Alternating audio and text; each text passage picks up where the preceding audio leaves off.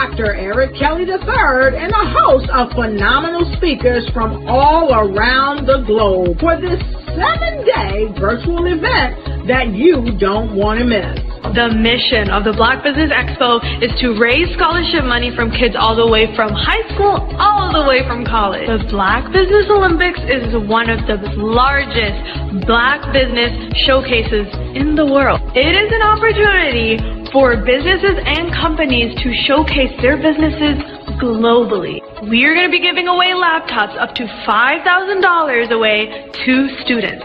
Again, I'm Olivia Appleberry, the founder of 2 Cents Finance and one of the speakers for the expo. I am so excited to see you there. For more info, go to www.blackbusinessexpousa.com or call 919-308-9090 and hope to see you there.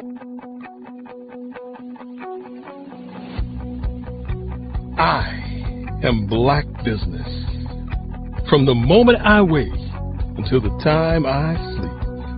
Yes, I am Black business. I am Black business. Tell me, are you Black business? I am Black business. Do you support Black businesses? Listen, I support Black business because I am Black business. Black Business Expo, one of the largest business showcases in the history of Black business in the world. The world! Sign up today at www.blackbusinessexpousa.com or call 919-308-9090. I am Black business. I am Black business. From the moment I wake until the time I sleep, I am Black business. I am Black business. Are you Black business? I am Black business. Do you support Black businesses? I support Black business because I am Black business. Black Business Expo, one of the largest business showcases in the history of Black America in North Carolina. Join Dr. Eric Kelly III and a host of phenomenal speakers from all around the globe for this 7-day virtual event that you don't want to miss. The mission of the Black Business Expo is to raise scholarship money from kids all the way from high school all the way from college. The Black Business Olympics is one of the largest Black business showcases in the world. It is an opportunity for businesses and companies to showcase their businesses globally. We are going to be giving away laptops up to $5,000 away to students. Again, I'm Olivia Appleberry, the founder of 2 Cents Finance and one of the speakers for the expo. I am so excited to see you there. For more info, go to www.blackbusinessexpousa.com or call 919-308-9090 and hope to see you there.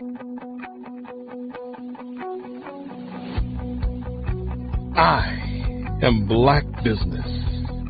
From the moment I wake until the time I sleep. Yes, I am Black business. I am Black business. Tell me, are you Black business? I am Black business. Do you support Black businesses? Listen, I support Black business because I am Black business. Black Business Expo, one of the largest business showcases in the history of Black business in the world.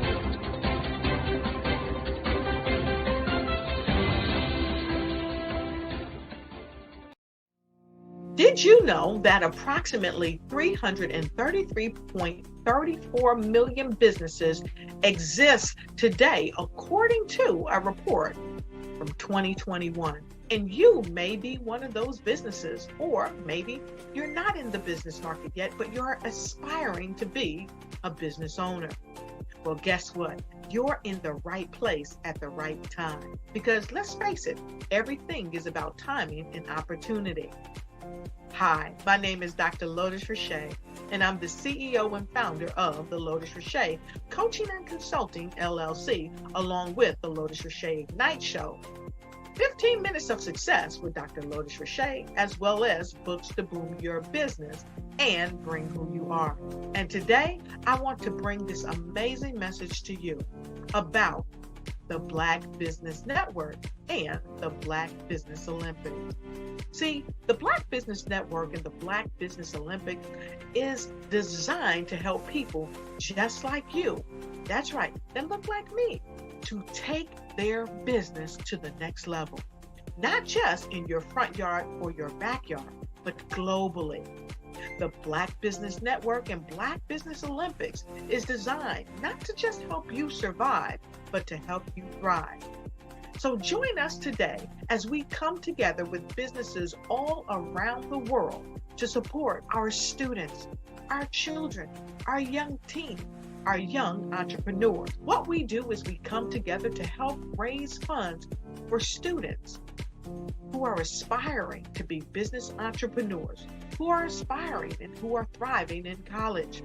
We endow them with a wonderful opportunity to gain scholarship of either a laptop or several thousands of dollars.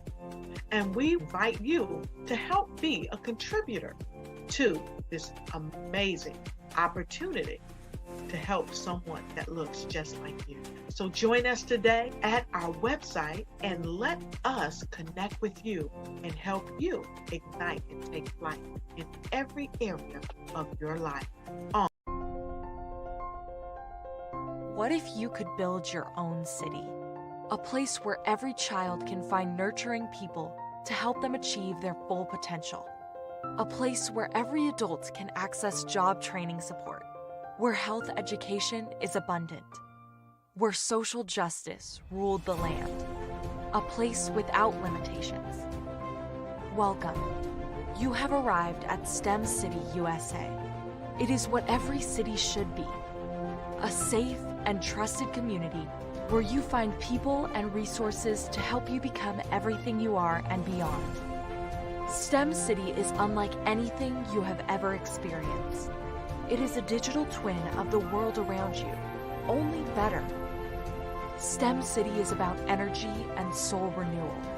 It is more than a digital world. You can almost feel the power of live cultural events, music, and theater.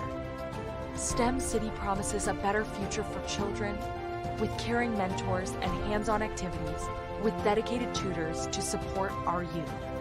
STEM City is your passport to a healthy lifestyle with weekly events addressing our community's many issues. STEM City is your financial well-being with helpful information on wealth management, career advancement, job training, and so much more. STEM City is the community you deserve. It is the city where your dreams can come true. STEM City USA, a place in the sky that is accessible to all who reach for the stars.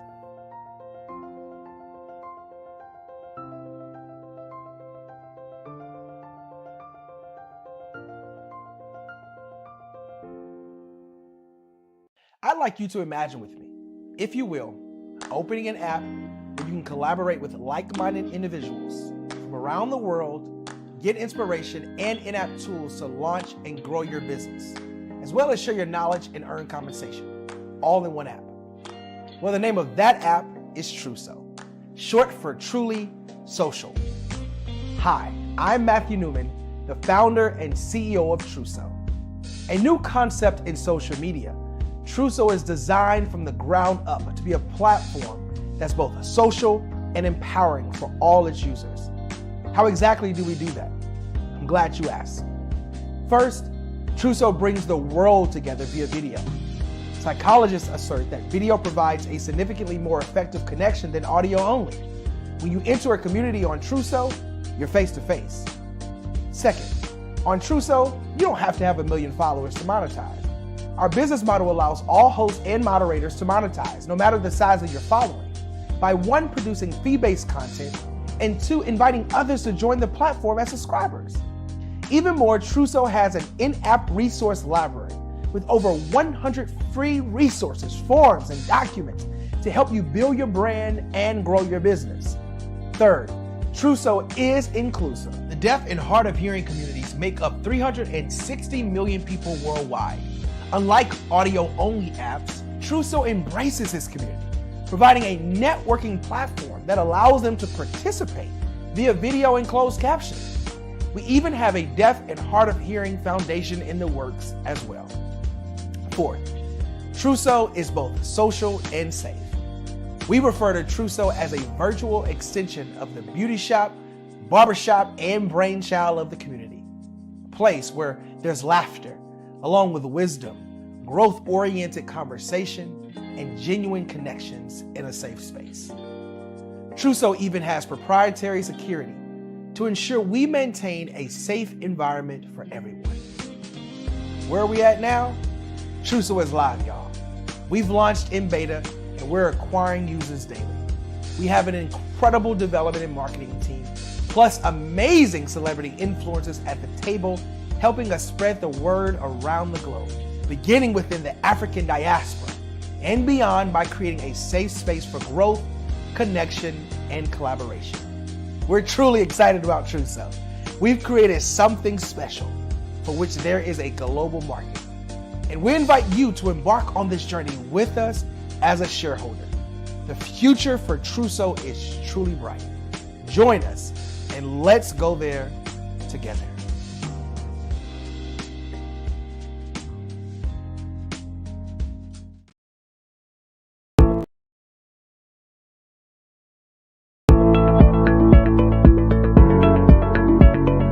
Prepare for what's coming and dominate in economic winter.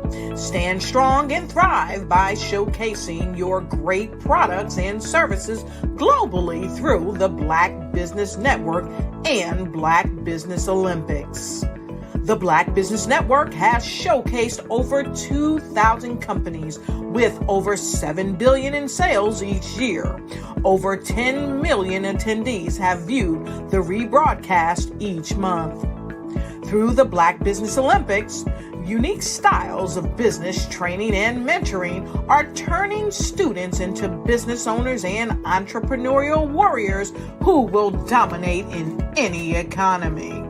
Gain the ultimate advantage of the Black Business Olympics, 7 days of unbelievable topics and speakers speaking around the globe. Donate your time and experience to provide expertise and scholarships to students worldwide and change the world. Now, more than ever, new insights, tools, strategies, and capabilities are needed. This is your chance for a major presentation to the world. Fill out the form and join the more than 2,000 speakers who have presented to over 200 countries. Join the Black Business Network streaming live into the Metaverse, STEM City, Black Multiverse Enterprises, Hulu, Amazon, YouTube, iHeartRadio, Apple, Facebook, LinkedIn, Pod TV, IBM TV, Spotify, and Google Podcasts. Sign up today. Spaces are limited, and we will see you there.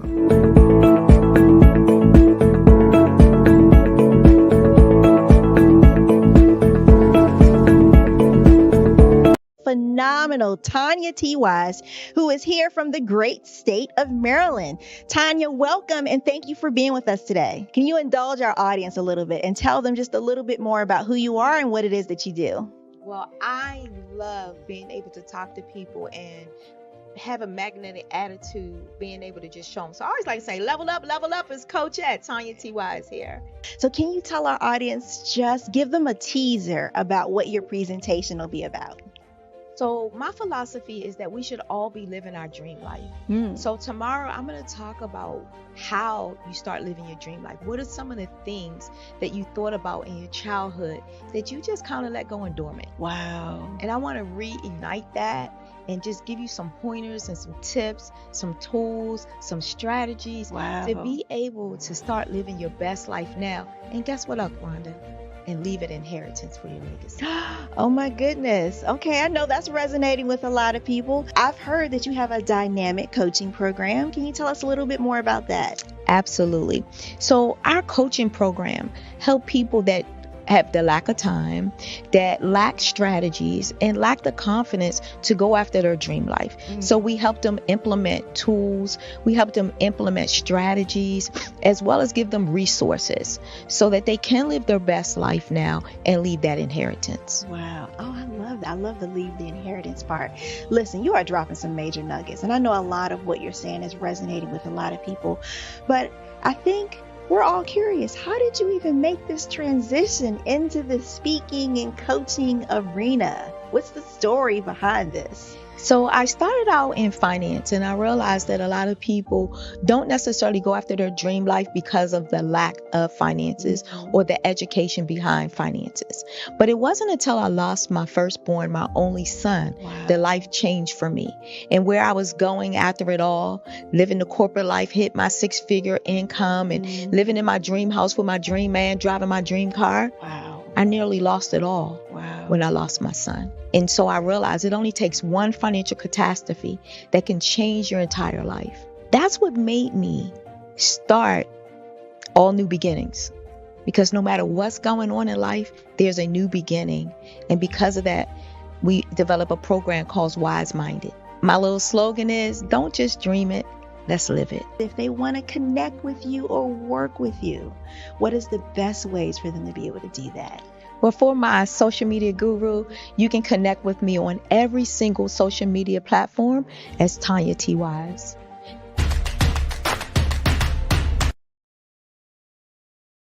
The Black Business Expo's mission is to raise funds for high school seniors going to college or K-12 entrepreneurs. This expo is a fundraiser for students. Please, you may go to www.blackbusinessexpousa.com to donate to the scholarship fund or use the Cash App at $BBXUSA. Our goal is to give laptops and up to $5,000 to 10 students. Students can register online at www.blackbusinessexpousa.com. Every dollar counts.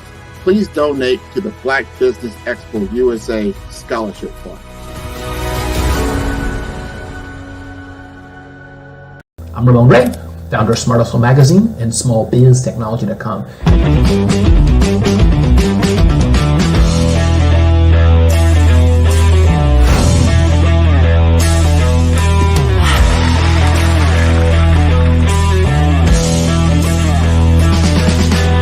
You're here today to celebrate small business success. Stand up on your feet. You rocked the house. It was amazing. Didn't we learn? For me, success comes from failure. One thing not to do is shake somebody's hand like this.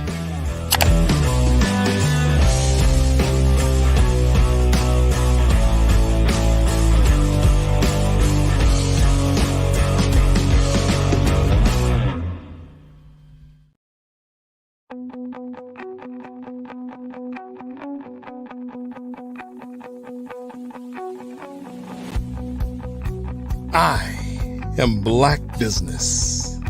From the moment I wake until the time I sleep. Yes, I am Black Business.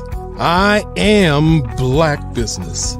Tell me, are you Black Business? I am Black Business. Do you support Black businesses? Listen, I support Black business because I am Black Business. Black Business Expo, one of the largest business showcases in the history of Black business in the world. The world. Sign up today at www.blackbusinessexpo.com. blackbusinessexpousa.com or call 919-308-9090. I am Black Business.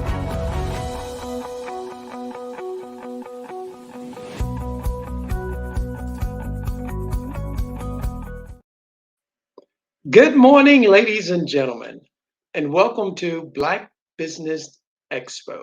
My name is Virgil Thornton Sr., and I am president of CMV Communicators, LLC, an executive coaching, speaking, and leadership training company where our motto is total engagement establishes your true potential. Today, I will serve as your first speaker, and my topic, leadership, transforming your business reality. I ask that you pull up a seat, grab a pen and paper, because we're going on a ride, and there's going to be a lot of information that I plan to share with you.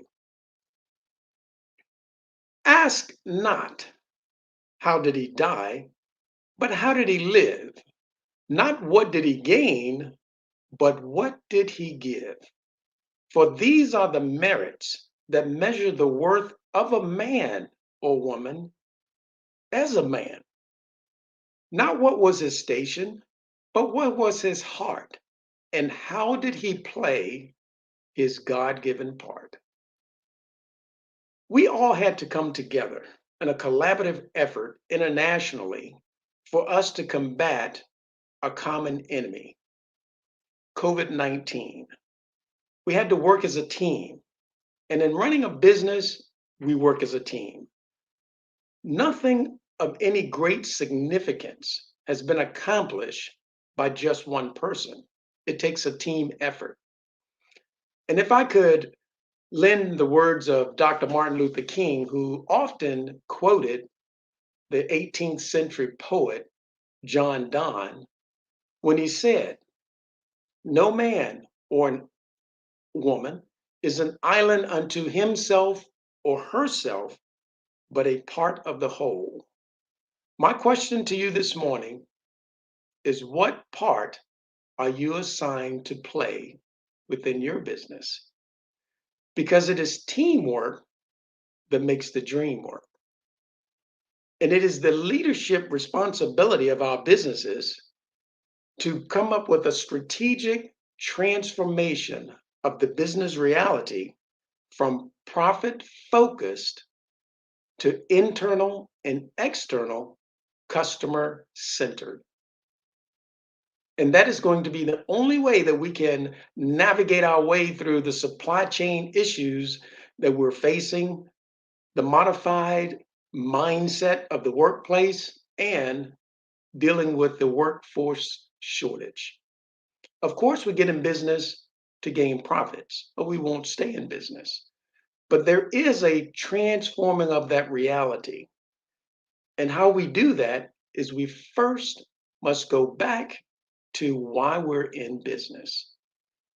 And why we're in business is actually found in our mission statement. Everything that we do within our business every single day with every member of our team should always extend from our mission statement, because we are carrying out a mission of the company. And once we can get everyone engaged in the mission, then we can ignite, engage, and empower our team members. Okay, so Virgil, what are you speaking about? For us to ignite, engage, and empower our team members, we must lean on the fourth level of leadership, known as personal development, which we actually develop our people. Because when our people are developed, well-trained, understanding the fibers of our mission statement, then they can better serve the external engaged customer, which is going to be the person that is paying us for our services or our products. As leaders, we must engage the internal customer, which again is our team members. If they're disengaged, then they won't be engaged with our external customer, which is going to affect our profits. It is Dr. Dennis Kimbrough, a professor at Clark Atlanta Business School, who states service is the place or the price we pay for the space we occupy. Service is the price we pay for the space we occupy. Now, yes, profit is extremely important and an extremely important element in business.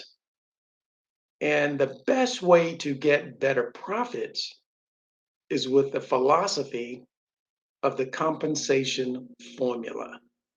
Some of you, this may be a review, but to others, this will be new. I know it's new to me and my business. And that formula is QS plus QS plus MA equals compensation. Now, how do we break that formula down to keep it in its simplest form?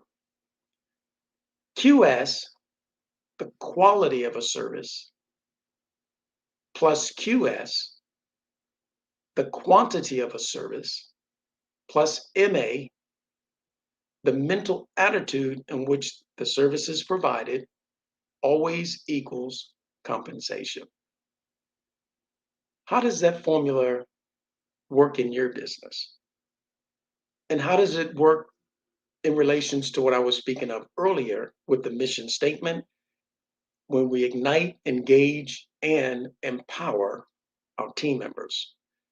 When we break down the first part, the quality of a service, it's very difficult for our internal team members to give external quality of service to our customer if they're not engaged. Back again to our motto, total engagement establishes true potential.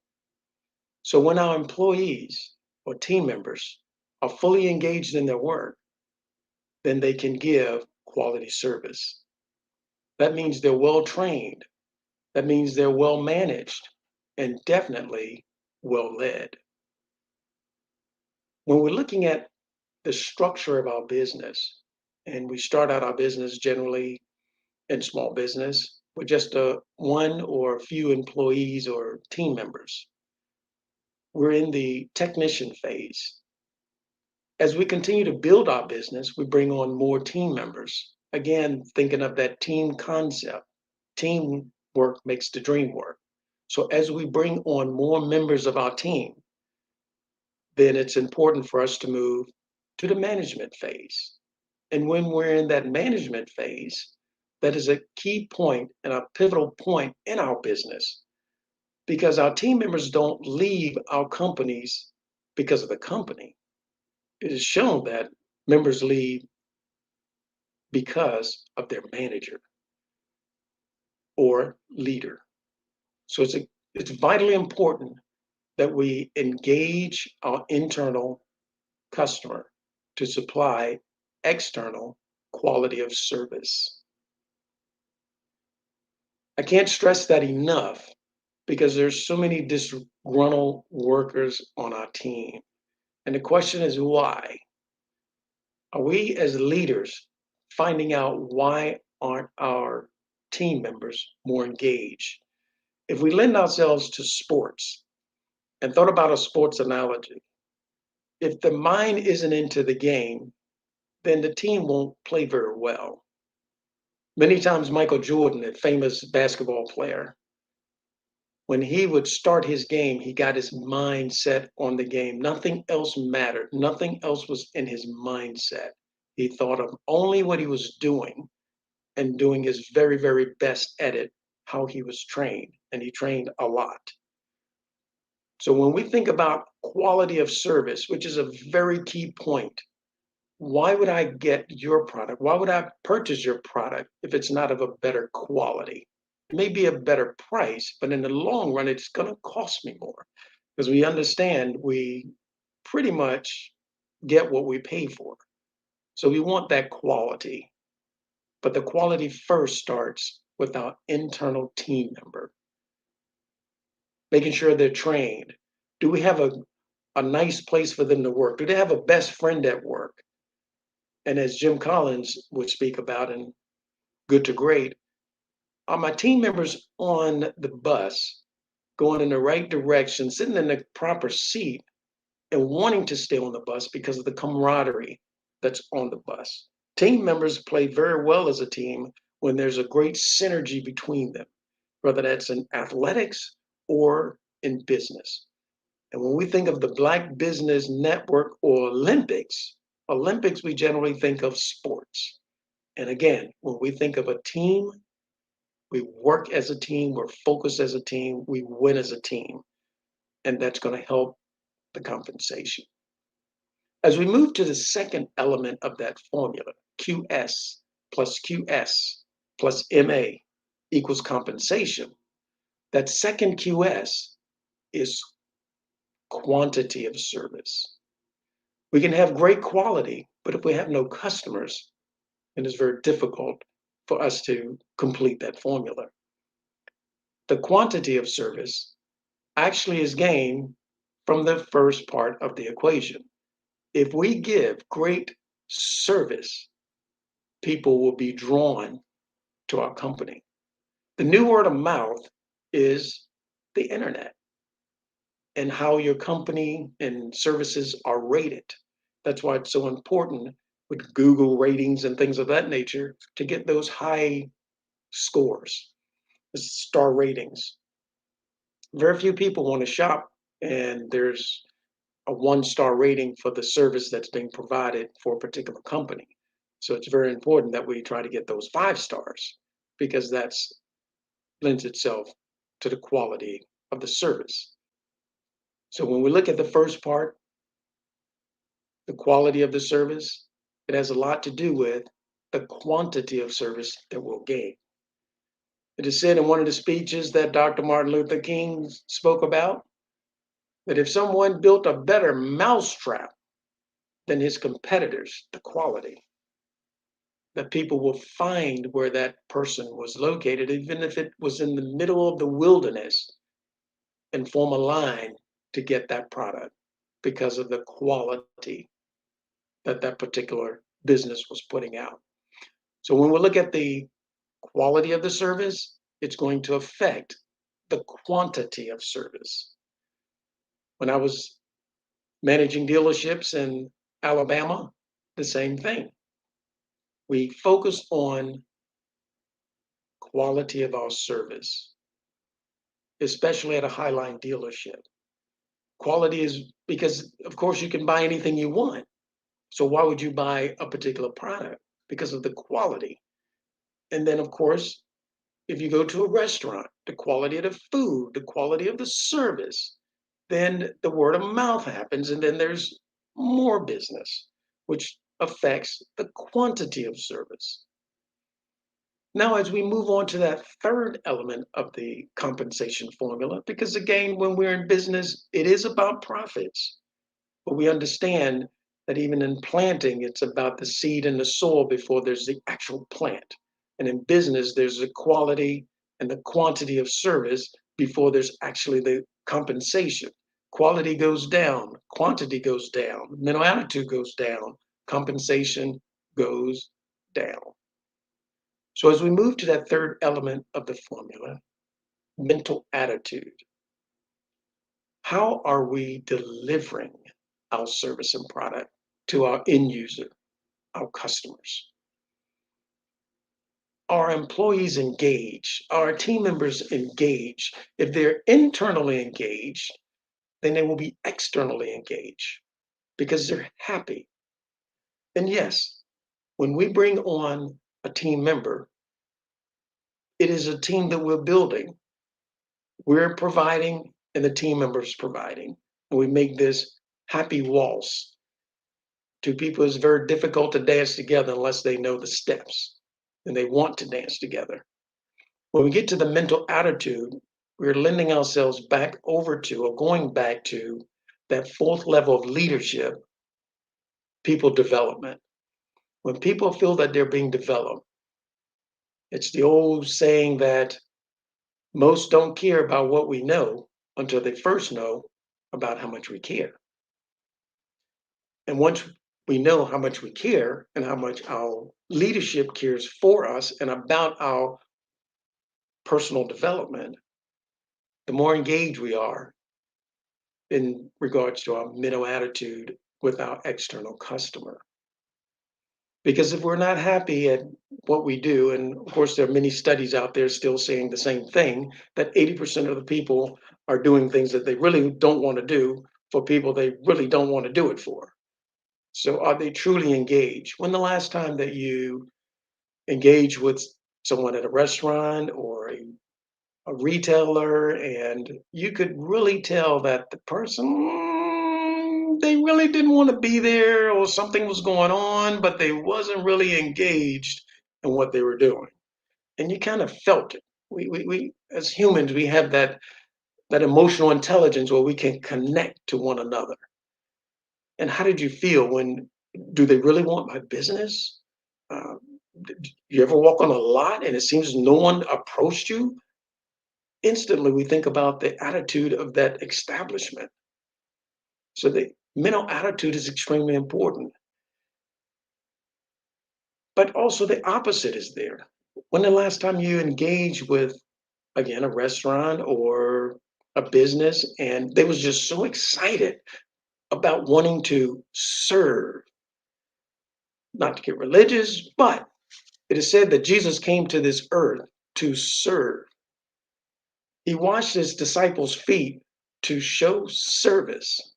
He told his disciples, the greater of you is he who serves. It's about service.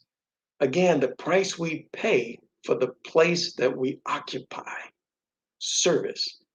But then the mental attitude that we're rendering that service and letting our guests know that we really appreciate them giving us their business.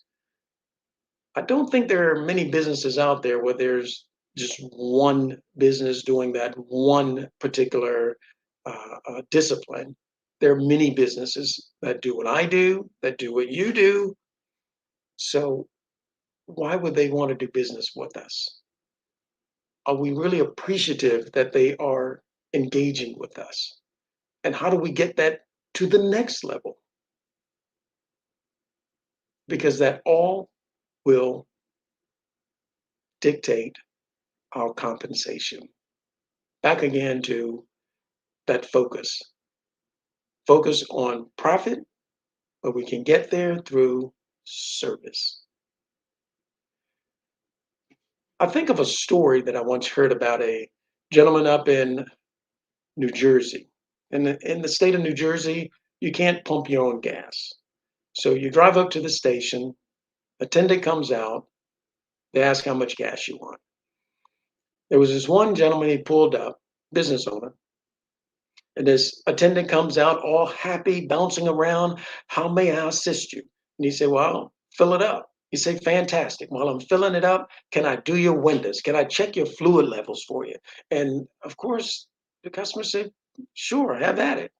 So of course, he's bouncing around the attendant and he's wiping off the window and he's cleaning it and he's buffing it with his elbow to make sure every spot is just perfect. Pulls up the hood and he's under there and he's checking the oil and he's looking at the other fluids and he looks over and he says, hey, everything looks good here. Closes the top, takes his rag, polishes off the front of the hood, goes back around, finish pumping the gas, comes over to the customer and says, okay, everything looks good. Customer pays for it. The customer says, I come in here to get my gas every week. And there are many places that I could go to get my business. But I come to you because of the attitude that you have, showing me that you really want my business. Is this really what you want to do? And the service station attendant said, well, not really. I kind of wanted my own gas station, but I just don't have the money to get it started. But I really enjoy what I do. So sure enough, the business owner gave him the money. He started his business, his gas station business, and it did very well. But it all stemmed from the mental attitude that the gas attendant was giving the customer as far as quality of service and the mental attitude that he rendered that service. My question to you in the beginning was, what part do you play? An intricate part as a business owner, because the reflection of the business is a reflection of the leadership. You see, a business that's doing well is because the leadership is engaged with the team members, and the team members are engaged with their customer. It's really that simple. The quality of a service plus the quantity of a service plus the mental attitude in which that service is rendered always equals compensation. As a business owner, if we want to increase our profits, then we need to increase our level of service. With that, I'd like to leave you with something that my mentor, he's left me with, and I love it, absolutely love it. And it's so impactful. And that is, if you want a thing bad enough to go out and fight for it, to work day and night for it, to give up your time, your peace, and your sleep for it, if all that you dream and scheme is about it, and life seems useless and worthless without it, and if you simply go after that thing that you want, your business, with all of your capacity, strength and sagacity, faith, hope, and confidence, and stern pertinacity, if neither cold poverty, famish, or gout, sickness and pain, not a body and brain can't keep you away from that thing that you want. If dogged and grim, you besiege and present it with the help of God, you'll get it. And as a business owner, we pour out so much of ourselves into our business. It's important that we have a formula to get to the end point. So, ladies and gentlemen, genius is common, and I'll see you on the other side.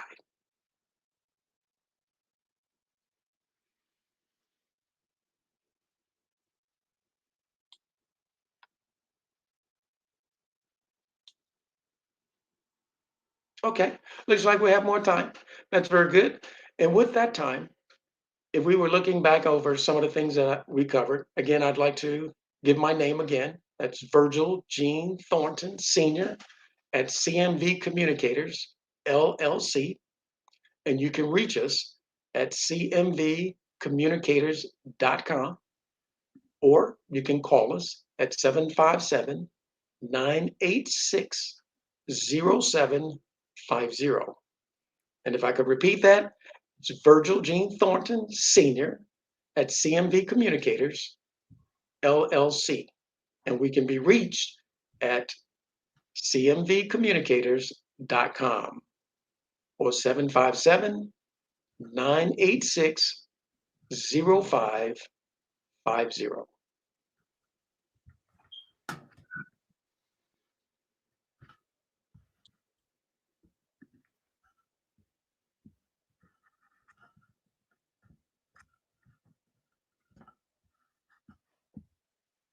Hello, hello, hello.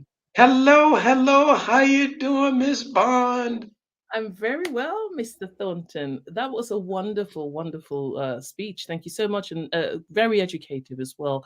Do you know, I did have some questions, but I think for now, what we're going to do is just to say if there's anything else you wanted to add to that, because your career is spanned such such a distance. You've come such a long way and done so well. Well, thank you very much. Yes, actually, we are a family-owned business. It's myself, my wife, my 3 children, Yes. and we have a very interesting perspective and as far as our approach to leadership training, and it comes from different generations. My wife and I being baby boomers, and then of course my children being Gen X and then Gen Y. And so we have different perspectives as far as the workplace setting and the mindset. And we Yes. understand that the Gen X and Gen Y don't think of the workplace the same way as some of the baby boomers. Yes. What do you think about legacy when it comes to making sure that your children, take following your footsteps? Because nowadays, you find that a lot of, you find that the family being able to give back to the next generation and the next generation, it doesn't always work in that way where the younger ones don't want to follow their footsteps of their father. What kind of steps did you actively take to make sure that your children are able to reap off what you've sown as such? Very good question. Thank you for that. And what we've done is we kind of taken the farmer's approach and we started early. Yes. And that is to get our children involved early when they was much younger and basically studying them and see the things that they enjoyed doing and of course things that was with their natural ability and how those things would basically marry up to the things that we were wanting to do in the future. Yes. And that's pretty much what we did. My son, he has his own publishing company. He's an author. His books can be found on Amazon. My wife, she's a professor. She's also a leadership trainer. You can find her book on Amazon as well. And she basically teaches about removing the mask, becoming your authentic self. Amazing. Being from a background of mental health and also dealing with, she and myself, with foster children. Mm. I have twin daughters. One is actually very interesting. She is an editor, so she edits all of our books and other writings. And I also have her twin, which is she's actually involved in STEM. So she speaks to young ladies in regards to the importance of going into the science field. Amazing. Wonderful, wonderful. How has your wife motivated you in the business, and what is in her book? Yes, she's motivated me quite a bit. She is quite the worker.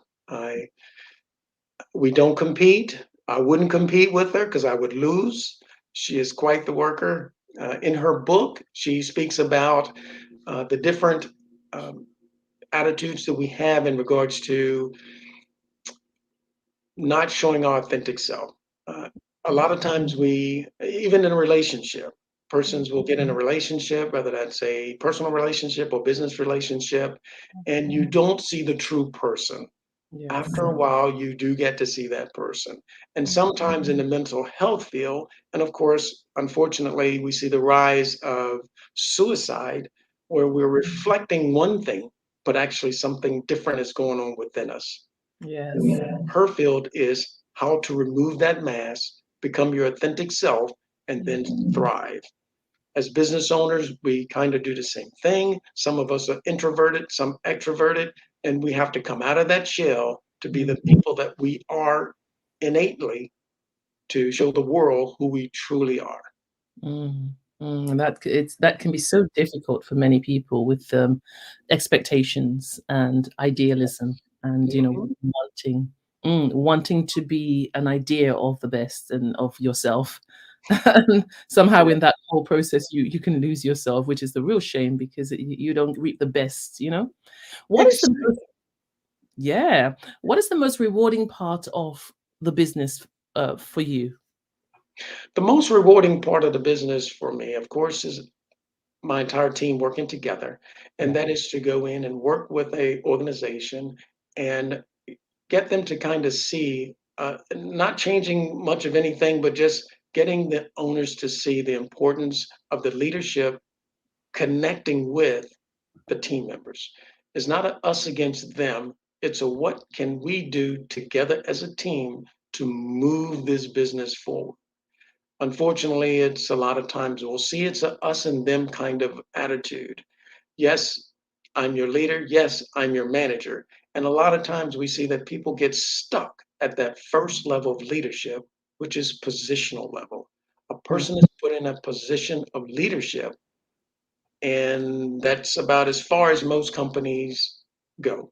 You get in a leadership position, I'm the leader, you're supposed to follow me. You're supposed to do as I say. If you don't do as I say, I'll fire you. And it was very interesting because there was a show once and The Apprentice, and that was you're fired.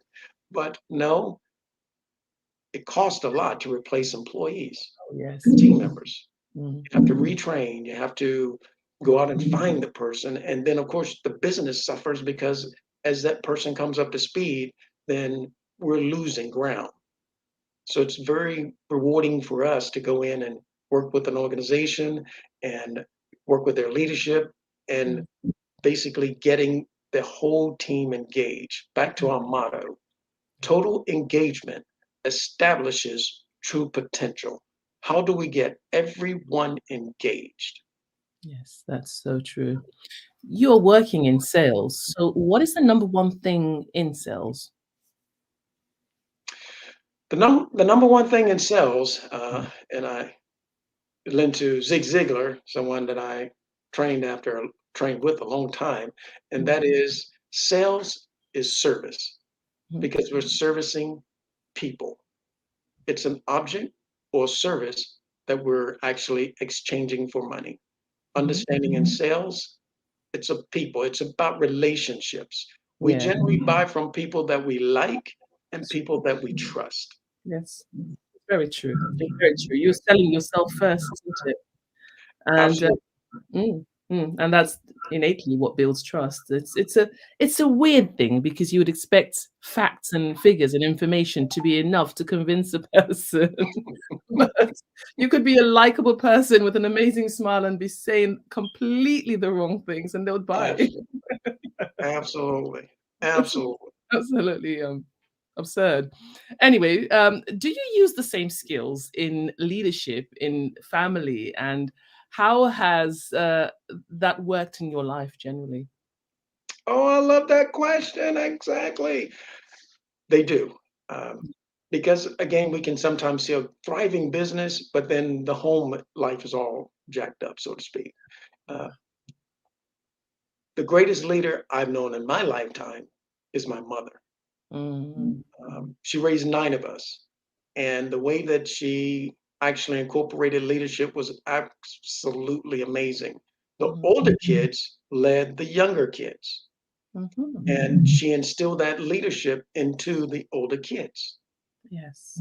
With those principles that I learned from her in the home to, of course, operate a home with 9 kids, that's a big family. Yes. But our entire block was big. That was very interesting. But taking those same skills and then moving them into the business realm Yes. because it's about family. It's about relationships. It's not about a hierarchy. Yes, most definitely. I like that. It's the whole servant leader Exactly. model.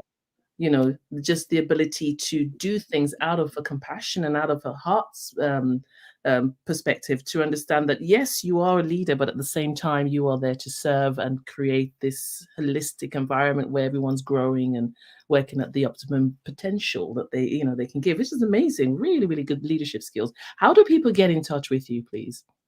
Yes, people can get in touch with me. I am Virgil Thornton, Senior at CMV Communicators, LLC, and they can contact us at cmvcommunicators.com. You can call us at 757 986 0550. Wonderful. And that's the last question. So, genius is common, and I will see you on the other side. Thank you. I'll see you.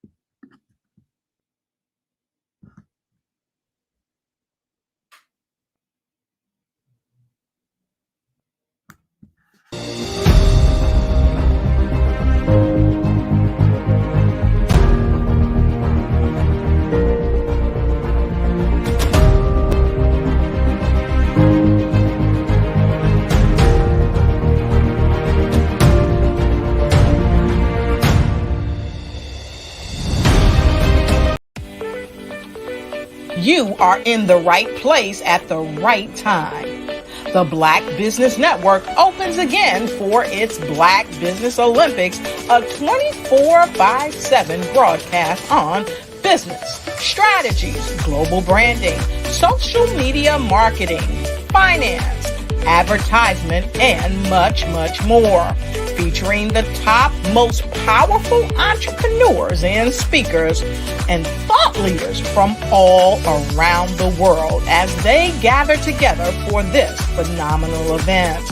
Join the Black Business Network streaming live into the metaverse, STEM City, USA, Black Multiverse, Pod TV, Roku, Hulu, iHeartRadio, Apple TV, YouTube, TikTok, Instagram, Google Podcasts, Facebook, LinkedIn, IBM TV, Spotify, and Twitch. Tune in today and be a part of this amazing movement. The Black Business Olympics welcomes you.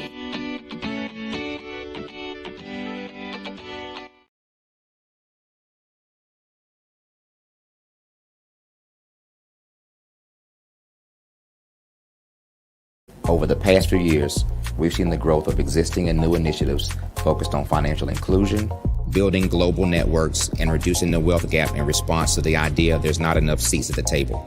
Whether their outcomes are to increase the representation of Black executives on corporate boards, ensure an inclusive global economy, or to create new U.S. African commercial pathways, the strategies are often carried out by separate programs. The question is, should they be? With the continent of Africa being home to more than half of the world's fastest growing economies, the youngest workforce, over 400 companies generating more than $1 billion annually, 700 generating more than $500 million annually that are poised for growth, and being the destination of nearly $5 billion in venture capital in 2021.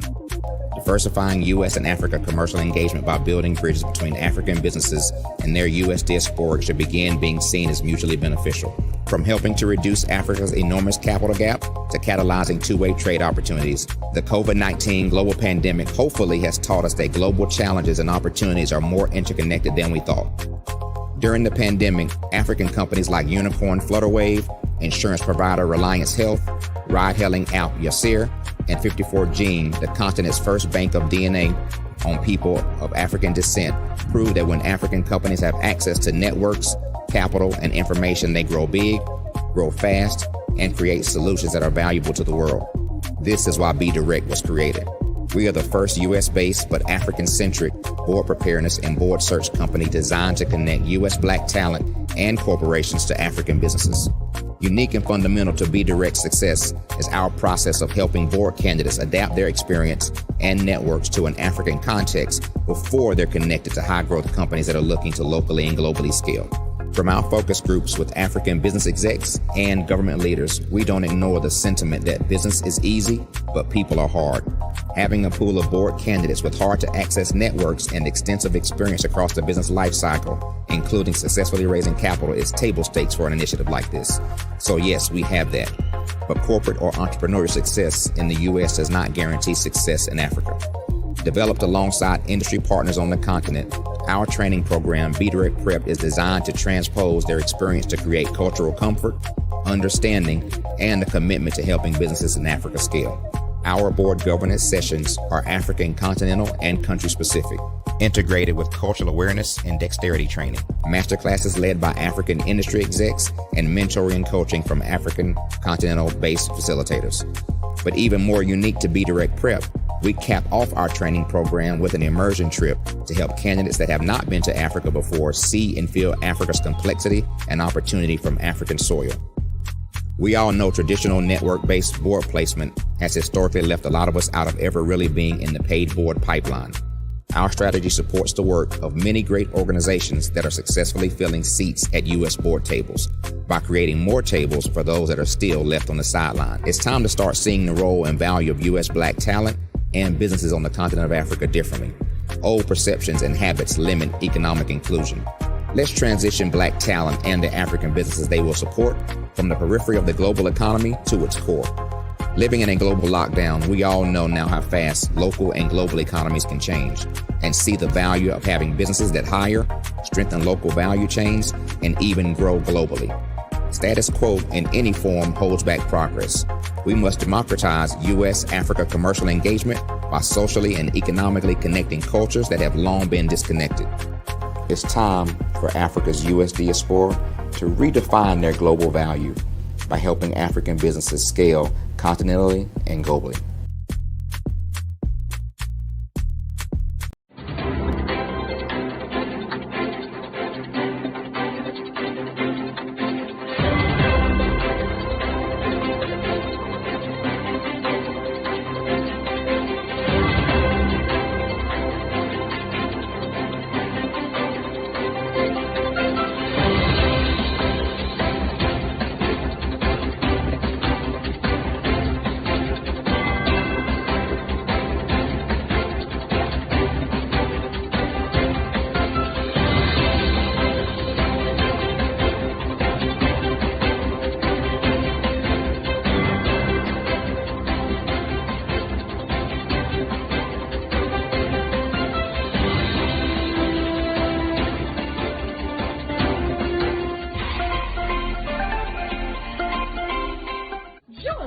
Dr. Eric Kelly III and a host of phenomenal speakers from all around the globe for this 7-day virtual event that you don't want to miss. The mission of the Black Business Expo is to raise scholarship money from kids all the way from high school, all the way from college. The Black Business Olympics is one of the largest Black business showcases in the world. It is an opportunity for businesses and companies to showcase their businesses globally. We are going to be giving away laptops up to $5,000 away to students. Again, I'm Olivia Appleberry, the founder of 2 Cents Finance and one of the speakers for the expo. I am so excited to see you there. For more info, go to www.blackbusinessexpousa.com or call 919-308-9090 and hope to see you there. I am Black business. From the moment I wake until the time I sleep. Yes, I am Black business. I am Black business. Tell me, are you Black business? I am Black business. Do you support Black businesses? Listen, I support Black business because I am Black business. Black Business Expo, one of the largest business showcases in the history of Black business in the world. The world! Sign up today at www.blackbusinessexpousa.com or call 919-308-9090. I am Black business. I am Black business. From the moment I wake until the time I sleep, I am Black business. I am Black business. Are you Black business? I am Black business. Do you support Black businesses? I support Black business because I am Black business. Black Business Expo, one of the largest business showcases in the history of Black America in North Carolina. Join Dr. Eric Kelly III and a host of phenomenal speakers from all around the globe for this 7-day virtual event that you don't want to miss. The mission of the Black Business Expo is to raise scholarship money from kids all the way from high school, all the way from college. The Black Business Olympics is one of the largest Black business showcases in the world. It is an opportunity for businesses and companies to showcase their businesses globally. We are going to be giving away laptops up to $5,000 away to students. Again, I'm Olivia Appleberry, the founder of 2 Cents Finance and one of the speakers for the expo. I am so excited to see you there. For more info, go to www.blackbusinessexpousa.com or call 919-308-9090 and hope to see you there. I am Black business. From the moment I wake until the time I sleep. Yes, I am Black business. I am Black business. Tell me, are you Black business? I am Black business. Do you support Black businesses? Listen, I support Black business because I am Black business. Black Business Expo, one of the largest business showcases in the history of Black business in the world.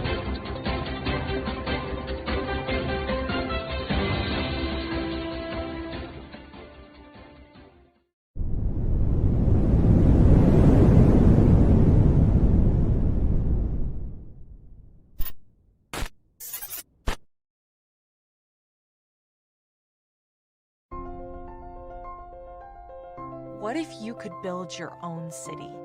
A place where every child can find nurturing people to help them achieve their full potential. A place where every adult can access job training support. Where health education is abundant. Where social justice ruled the land. A place without limitations. Welcome. You have arrived at STEM City, USA. It is what every city should be. A safe and trusted community where you find people and resources to help you become everything you are and beyond. STEM City is unlike anything you have ever experienced. It is a digital twin of the world around you, only better. STEM City is about energy and soul renewal. It is more than a digital world. You can almost feel the power of live cultural events, music, and theater. STEM City promises a better future for children with caring mentors and hands-on activities with dedicated tutors to support our youth. STEM City is your passport to a healthy lifestyle with weekly events addressing our community's many issues. STEM City is your financial well-being with helpful information on wealth management, career advancement, job training, and so much more. STEM City is the community you deserve. It is the city where your dreams can come true. STEM City USA, a place in the sky that is accessible to all who reach for the stars.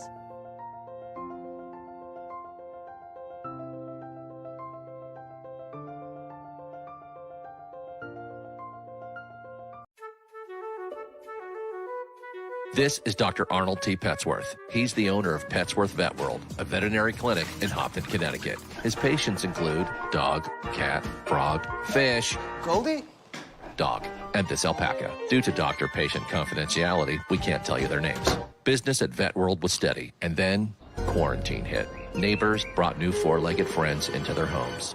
Bunnies. Bunnies everywhere. Dr. Petsworth welcomed these new patients with open arms. The only problem? There were more appointments than he could manage.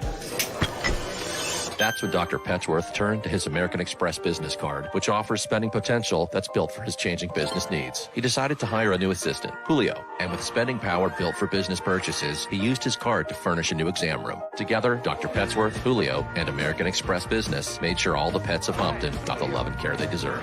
And everyone was happy. Get the card built for business by American Express.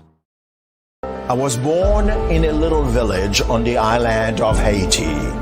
Many deadly diseases pounded me. It is as if they were on a mission to end my existence on this earth. I refused to give up. In 1983, I left Haiti and came to the United States of America. And I came with $5, 2 shirts. I didn't speak any English. I came to Atlanta. I got a job. I was a doorman. I was a doorman with a dream. What I used to do, I used to come on stage. I'd rehearse this moment. that I'm standing in front of you. That's the power of a dream. Maybe today is the day you begin acting as if you already have it. And then step out with full force. Take a risk. No condition is permanent. Don't let your situation distract you. You are chosen. You are called. You are born for a purpose in this life.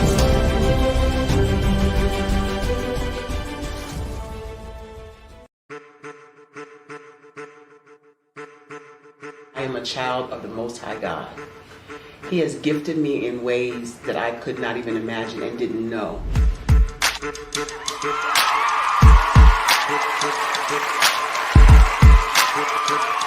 There was a time when I didn't know who I was. I listened to other people tell me who I should be, what I should do. I listened to people telling me that I should be a boutique owner, that I should be a construction manager, that I should be a laborer. Have you ever felt like you should do something else, be something else, go somewhere else, be wherever you wanted to be, and you felt like you were in a box? Anybody in the room? And you couldn't get out? Anybody in the room? And you kept trying to go and you couldn't get out? Anybody in the room? But let me tell you, you need to rock the box. Rock the box.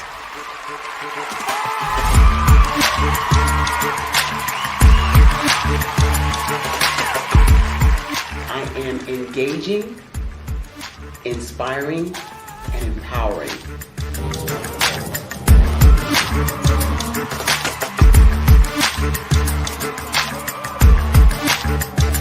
I would give you everything I know.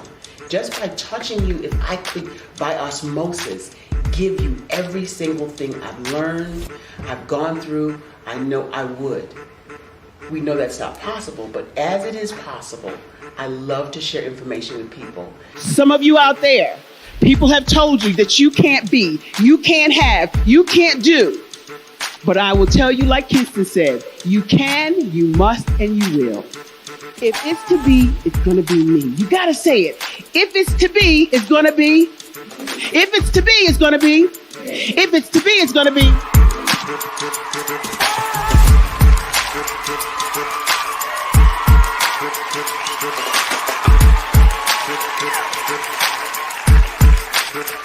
Barbara is because she believed what her mama said about her and not what other people told her. Every day you wake up, when you're in a situation, it's your choice whether it's an advantage or the disadvantage. She gained her confidence and her life, and now she is a testimony. If I can help you elevate yourself, then I feel like I'm elevating my own self as well. What you know and I know together can change the world.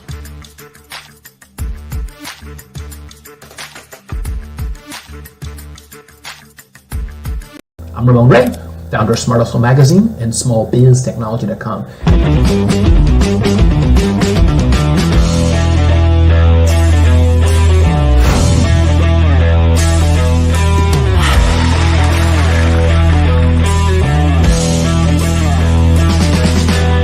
You're here today to celebrate small business success. Stand up on your feet. You rocked the house. It was amazing. Didn't we learn? For me, success comes from failure. One thing not to do is shake somebody's hand like this.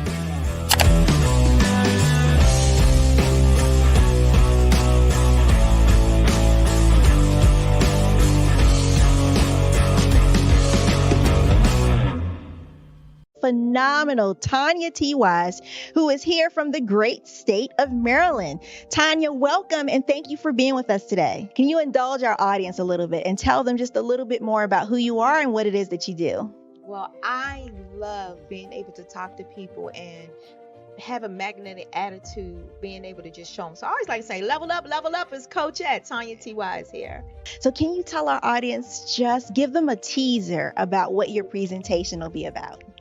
So my philosophy is that we should all be living our dream life. So tomorrow I'm going to talk about how you start living your dream life. What are some of the things that you thought about in your childhood that you just kind of let go and dormant? Wow. And I want to reignite that and just give you some pointers and some tips, some tools, some strategies to be able to start living your best life now. And guess what, Rhonda? And leave an inheritance for your legacy. Oh my goodness. Okay, I know that's resonating with a lot of people. I've heard that you have a dynamic coaching program. Can you tell us a little bit more about that? Absolutely. So our coaching program help people that have the lack of time, that lack strategies, and lack the confidence to go after their dream life. So we help them implement tools, we help them implement strategies, as well as give them resources so that they can live their best life now and leave that inheritance. Wow. Oh, I love that. I love the leave the inheritance part. Listen, you are dropping some major nuggets, and I know a lot of what you're saying is resonating with a lot of people, but I think we're all curious. How did you even make this transition into the speaking and coaching arena? What's the story behind this? So I started out in finance, and I realized that a lot of people don't necessarily go after their dream life because of the lack of finances or the education behind finances. But it wasn't until I lost my firstborn, my only son, that life changed for me. And where I was going after it all, living the corporate life, hit my 6-figure income and living in my dream house with my dream man, driving my dream car. I nearly lost it all when I lost my son. And so I realized it only takes one financial catastrophe that can change your entire life. That's what made me start All New Beginnings. Because no matter what's going on in life, there's a new beginning. And because of that, we develop a program called Wise Minded. My little slogan is, don't just dream it, let's live it. If they want to connect with you or work with you, what is the best ways for them to be able to do that? Well, for my social media guru, you can connect with me on every single social media platform as Tanya T. Wise.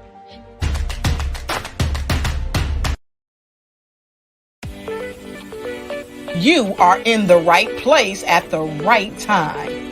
The Black Business Network opens again for its Black Business Olympics, a 24/7 broadcast on business, strategies, global branding, social media marketing, finance, advertisement, and much, much more. Featuring the top, most powerful entrepreneurs and speakers and thought leaders from all around the world as they gather together for this phenomenal event. Join the Black Business Network streaming live into the metaverse. STEM City, USA, Black Multiverse, Pod TV, Roku, Hulu, iHeartRadio, Apple TV, YouTube, TikTok, Instagram, Google Podcasts, Facebook, LinkedIn, IBM TV, Spotify, and Twitch. Tune in today and be a part of this amazing movement. The Black Business Olympics welcomes you.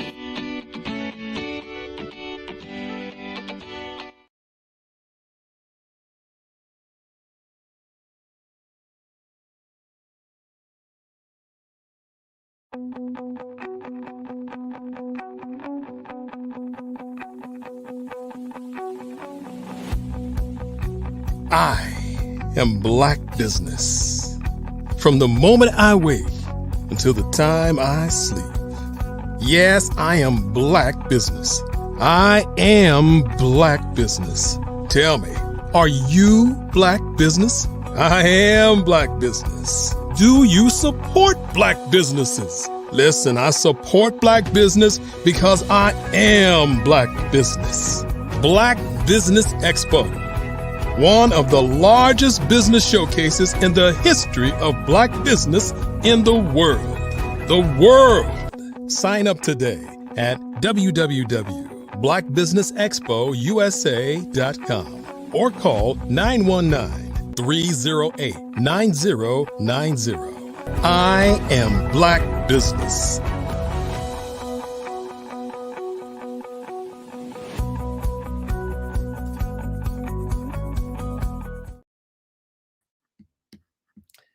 Hello, good morning, business owners, entrepreneurs, thought leaders, and corporations. Welcome to the Black Business Network. My name is Maria Bond of Media Communications Limited, UK. I am your business moderator for this morning on the Black Business Network.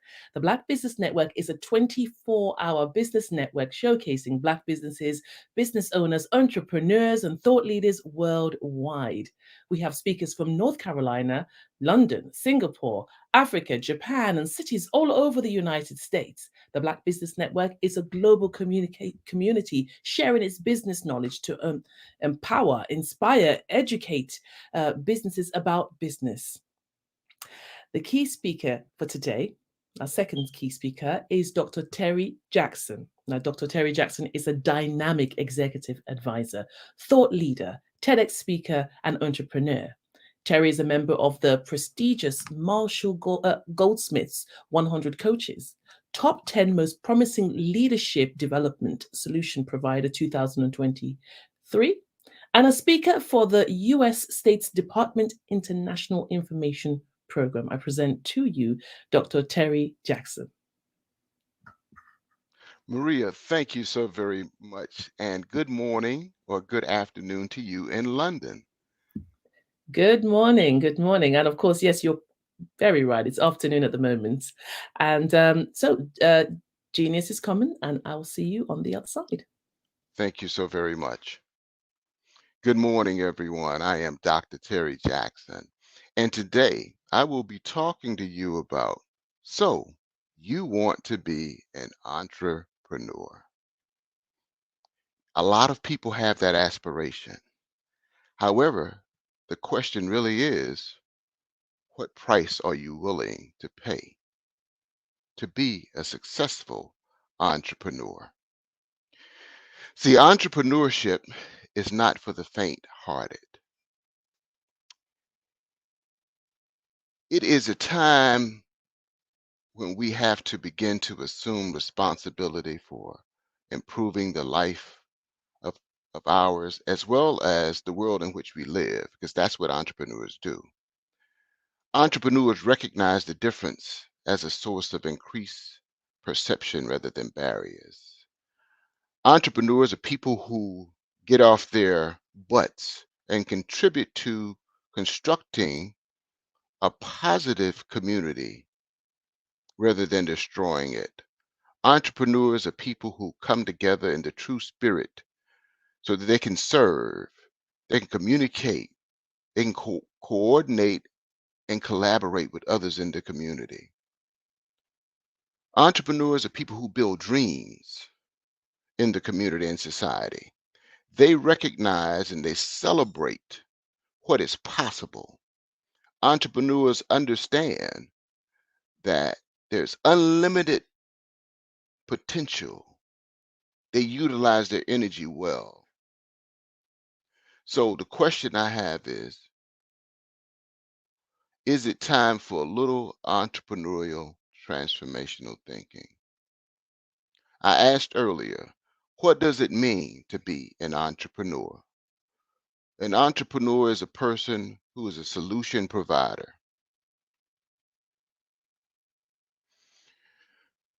They continuously challenge the status quo. See, to be an entrepreneur, as I iterated earlier, you have to be willing to pay the price. Take this into consideration. Doctors prepare for 10 to 15 years before they start a medical practice.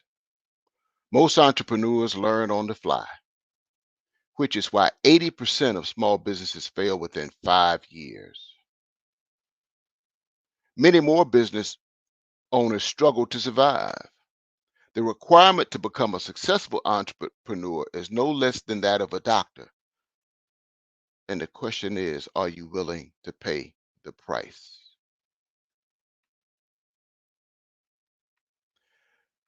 Crisis is the mother of creativity. So you want to be an entrepreneur.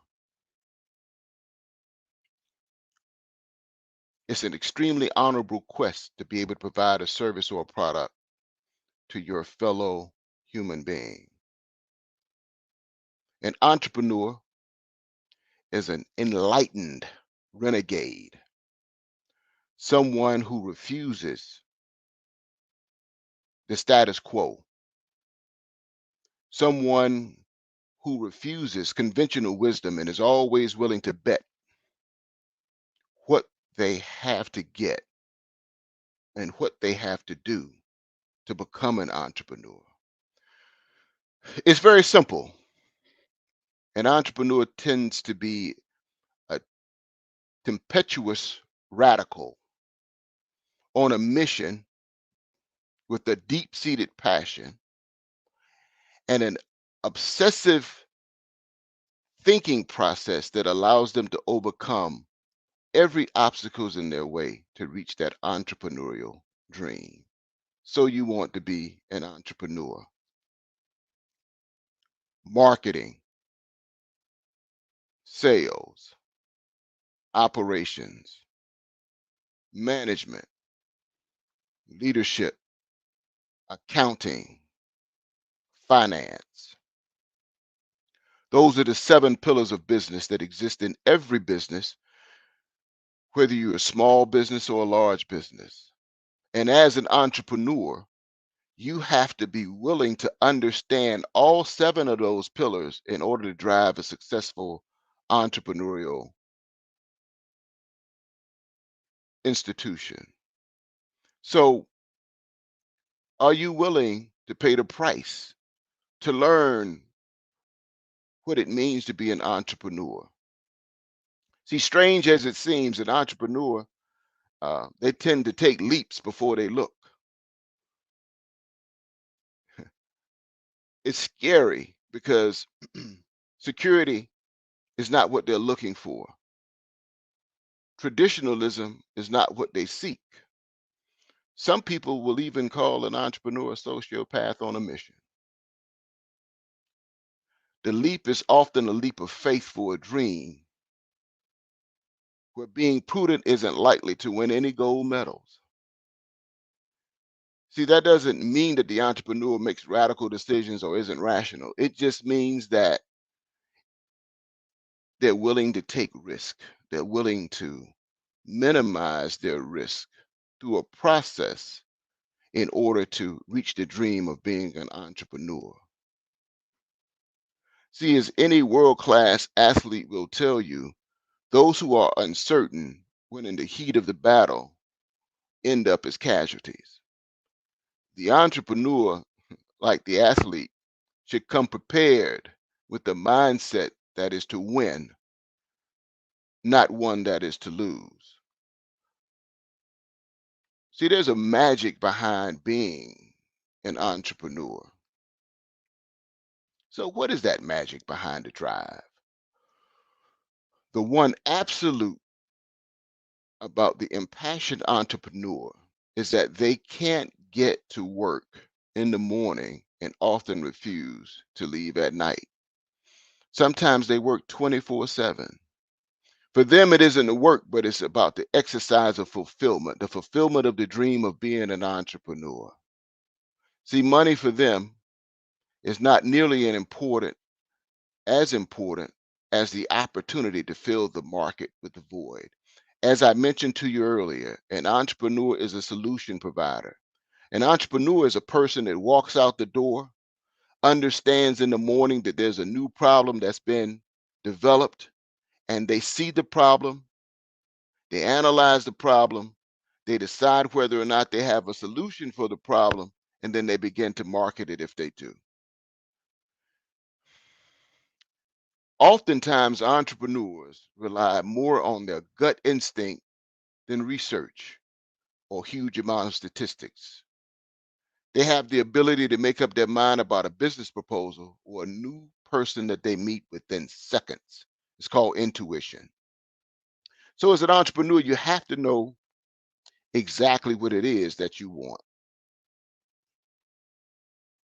You have to be able to answer that question for yourself. What you also have to be able to do is have the desire to achieve. If you know exactly what you want, and if you're willing to pay the price to get it, then the entrepreneurial journey may be one that you desire. See, most people don't have a clear vision of their goal, and they aren't prepared to sacrifice to attain their goal. But that's the difference between the entrepreneur and the regular individual. See, it's just like listening to a pianist at a stirring performance. If you go at it half speed, what will happen is you'll hear a poor performance. But if you pour everything into it, as the pianist does, that purpose of being an excellent pianist drives one and has to be the same purpose of the entrepreneur. Many people start businesses with romantic notions of becoming wealthy, and they're more than likely unaware of the price they have to pay to achieve the success. By sheer will and by somehow surviving and succeeding, it makes our nation a better place and it makes the earth more prosperous. That's what entrepreneurs do. With the odds of failure so great, the wise entrepreneur has to have a healthy respect for the mountain that he or she is about to climb. I mentioned earlier, as an entrepreneur, what you have to be willing to do is play in the space of risk. But you also have to be willing to accept responsibility for your actions as an entrepreneur. See, the business owner knows that there's high risk of losing value all the time, of losing energy, and possibly losing money. So he or she has to have a mindset that there is risk associated with every action that he or she takes. As I mentioned, there could be some real and painful losses. Again, 80% of all business owners fail in the first 5 years. So by risking personal or business resources to create even greater value in the business, there's a repeated sacrifice asked of the entrepreneur. So again, I ask, so you want to be an entrepreneur? Are you willing to pay the price to be a successful entrepreneur? Whether buying a new piece of equipment, putting an ad in the magazine, hiring a sales manager, there is always some degree of uncertainty as to whether the gamble will pay off. It is natural part of life, and as an entrepreneur, you just have to get used to it. I mentioned an important word earlier as I talked about, so you want to be an entrepreneur, and that word is will. Can you muster the will to be successful? You know, our desire and our internal drive must become so intense that we can overcome all obstacles put in our path. And we must commit enough resources, meaning time, energy, or money, to our goals so that we can continuously beat down the unrelenting forces that's trying to cause us to fail as an entrepreneur. So for example, you know, business owners sometimes make the mistake of not willing to pay the price to have remarkable business systems and processes. And a business is a system, and it is made up of processes. So any business that's not willing to have systems or processes in place will fail. See, successful owners budget for the quality marketing or the quality care programs or a quality accounting system that will enable them to manage the numbers. You have to understand the metrics in order to drive successful entrepreneurship. For those owners who are not willing to pay the price, but instead cut corners in critical areas, they'll not overcome the obstacles in the long run. They will not be able to compete. And as a result, they will not create a remarkable business. You know, entrepreneurs must have passion, they must have grit to overcome and to become the best at what they do. They must have and be financially strong enough to survive the setbacks and the sudden successes.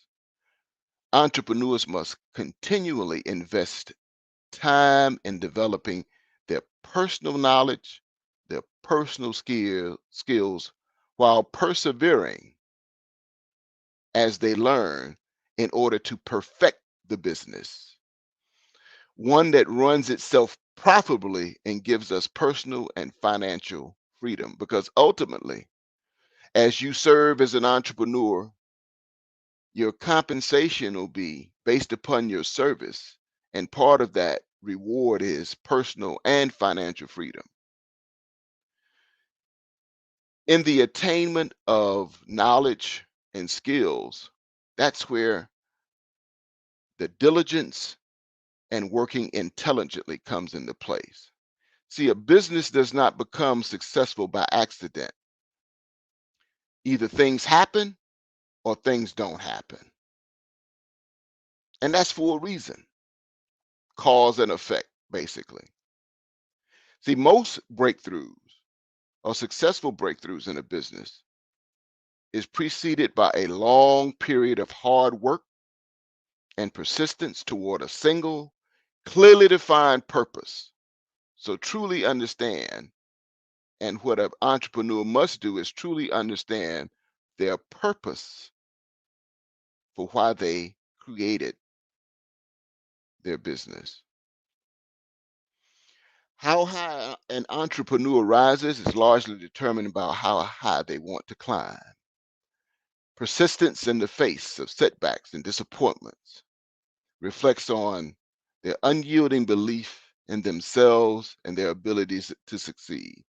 You know, there's a great author out of the University of Stanford. His name is Jim Collins, and he wrote in his book, Good to Great. The best companies and the best entrepreneurs never transform to greatness in one fell swoop.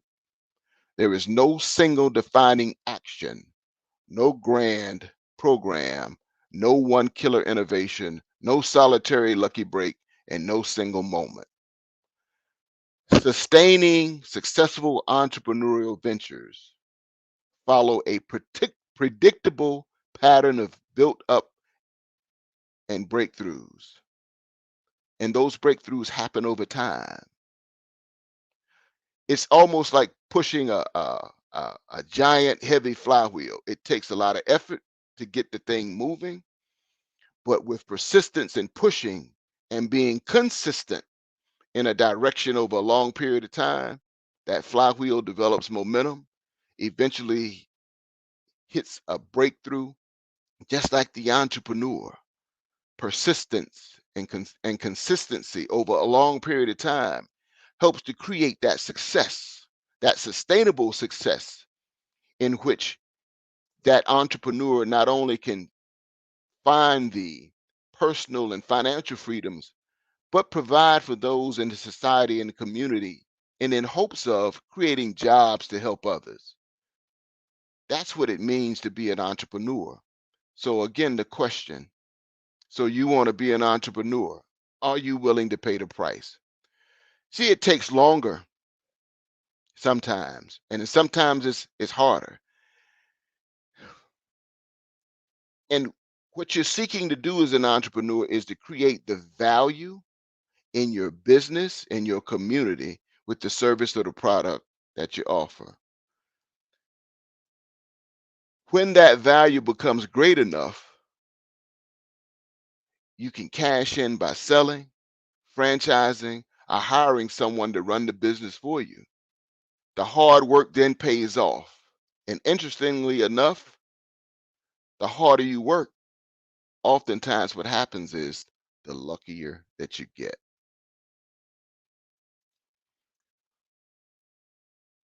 It is an honor to serve.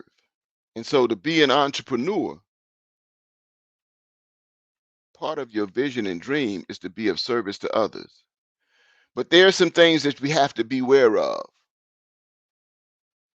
And as an entrepreneur, as I mentioned to you, most businesses fail within the first 5 years. And here's some of the reasons.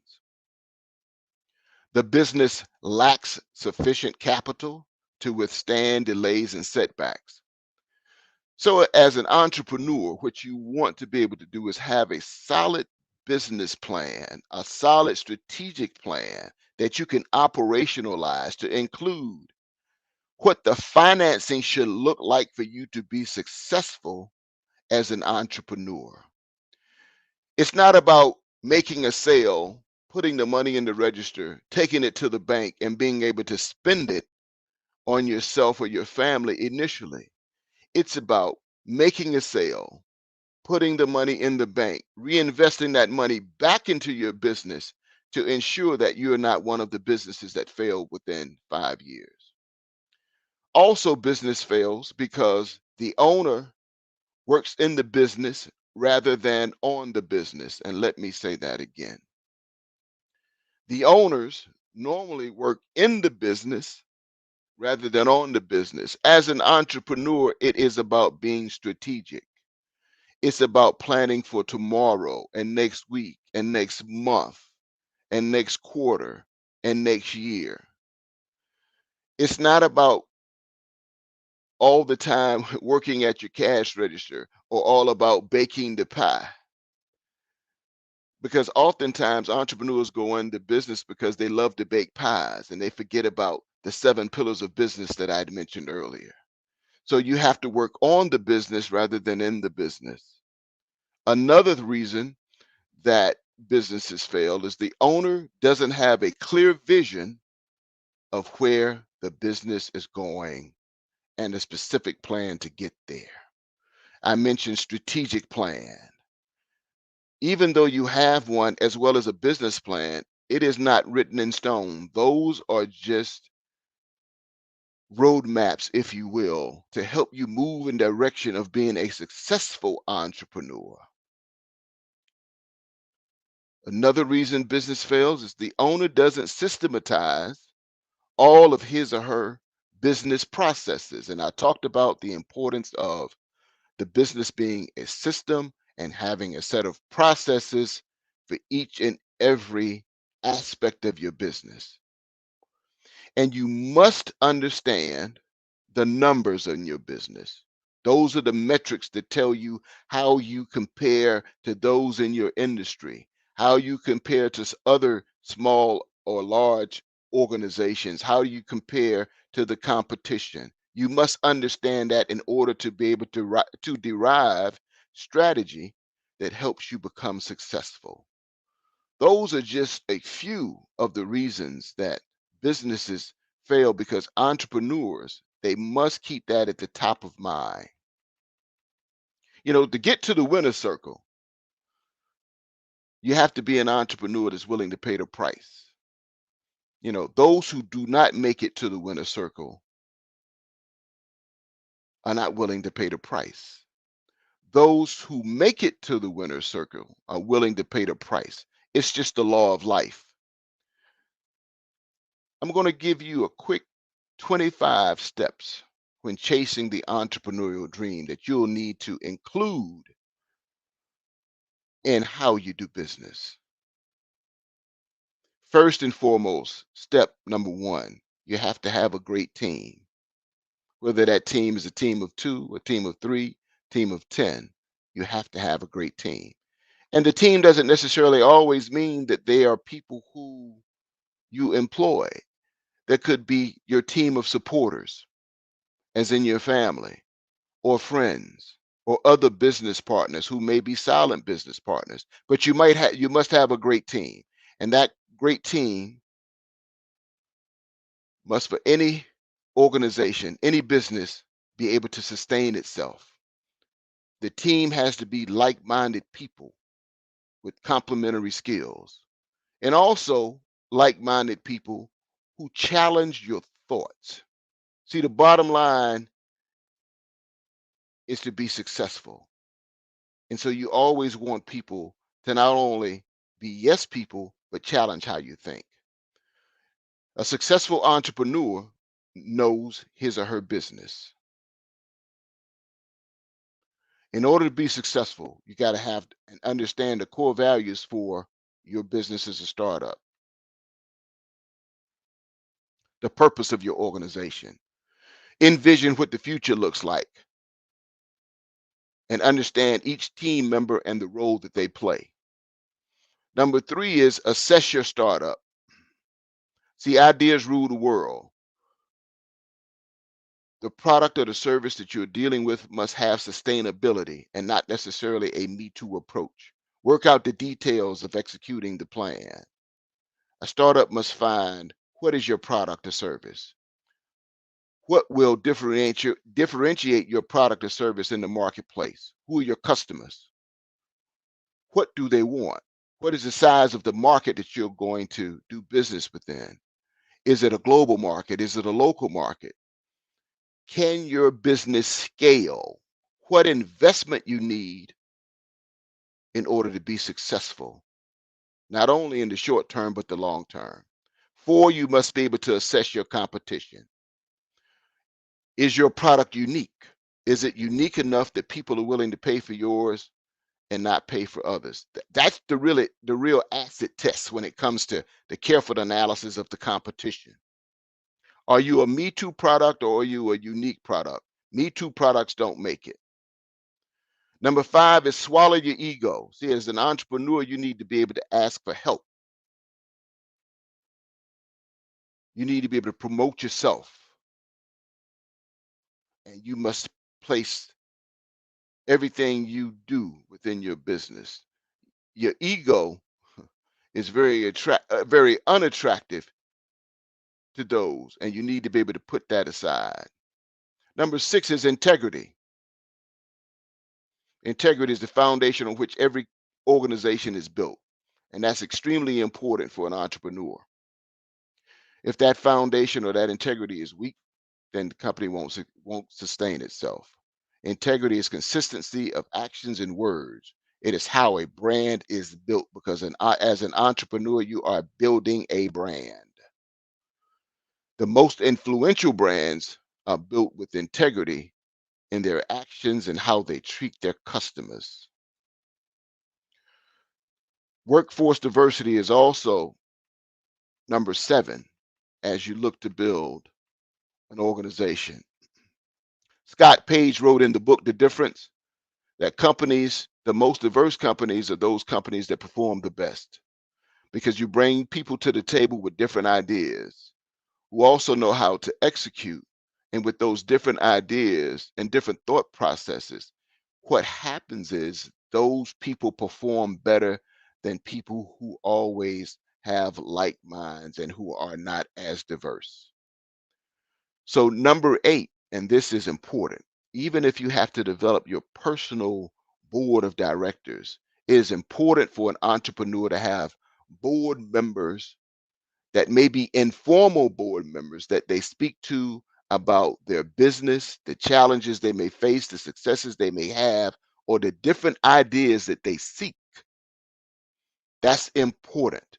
Those board members will be able to provide additional network, additional experiences, skills, and offer mentorship to you as an entrepreneur. So it is crucial that you develop a board of members that's personal to you. Number 9 is you have to be able to test your idea. Test to see whether or not your product or service will work in the marketplace. Get consumers to help you design not only your product or service, but also design the delivery of your product or service. Ideas are meant to be analyzed so that they can be proven to be valuable or not of value. Number 10 is check your source of funding, whether you are dealing with venture capital, banks, angel investors, incubators, or you're going to do an IPO, initial public offering. Always understand the source in which you're getting your funding as you have conversations. That's important to an entrepreneur so that you get the best deal and the best investors for your particular product service. Create a need, or what I like to say is create the conditions in such that consumers or society, community needs your product or service. See, when dealing with products and services, there's no place for mediocrity. Excellence is the need of the hour. It is hard to sustain something that is not world class. And a lot of people like to use that phrase, world class. But unless it's world class and people see the need and they understand how they can use it, they're not willing to spend their hard-earned dollars. See, entrepreneurship, if you're an entrepreneur, you got to have conviction to try something new, something that does not already exist. There are two ways to sustain a business. Either you cater to the needs of the client or you create the need yourself. Number 12 is when you have your team, that you create or recruit the right type of people. As an entrepreneur and as a startup, the integrity of your business will be based upon the integrity of you as well as the integrity of the people that you recruit. They have to have a similar purpose and a similar passion to drive your business forward. So you want to hire the best talent. You want to find those experts and let them take control. You do not want to micromanage them. You want to let them take control. That's why you hired them. You hired them for their expertise. So recruit the right people and let them do their jobs. A crucial point for every entrepreneur, especially when it comes to funding, is what is your exit plan? All investors want to know, as you build your business, how do you plan on exiting your business?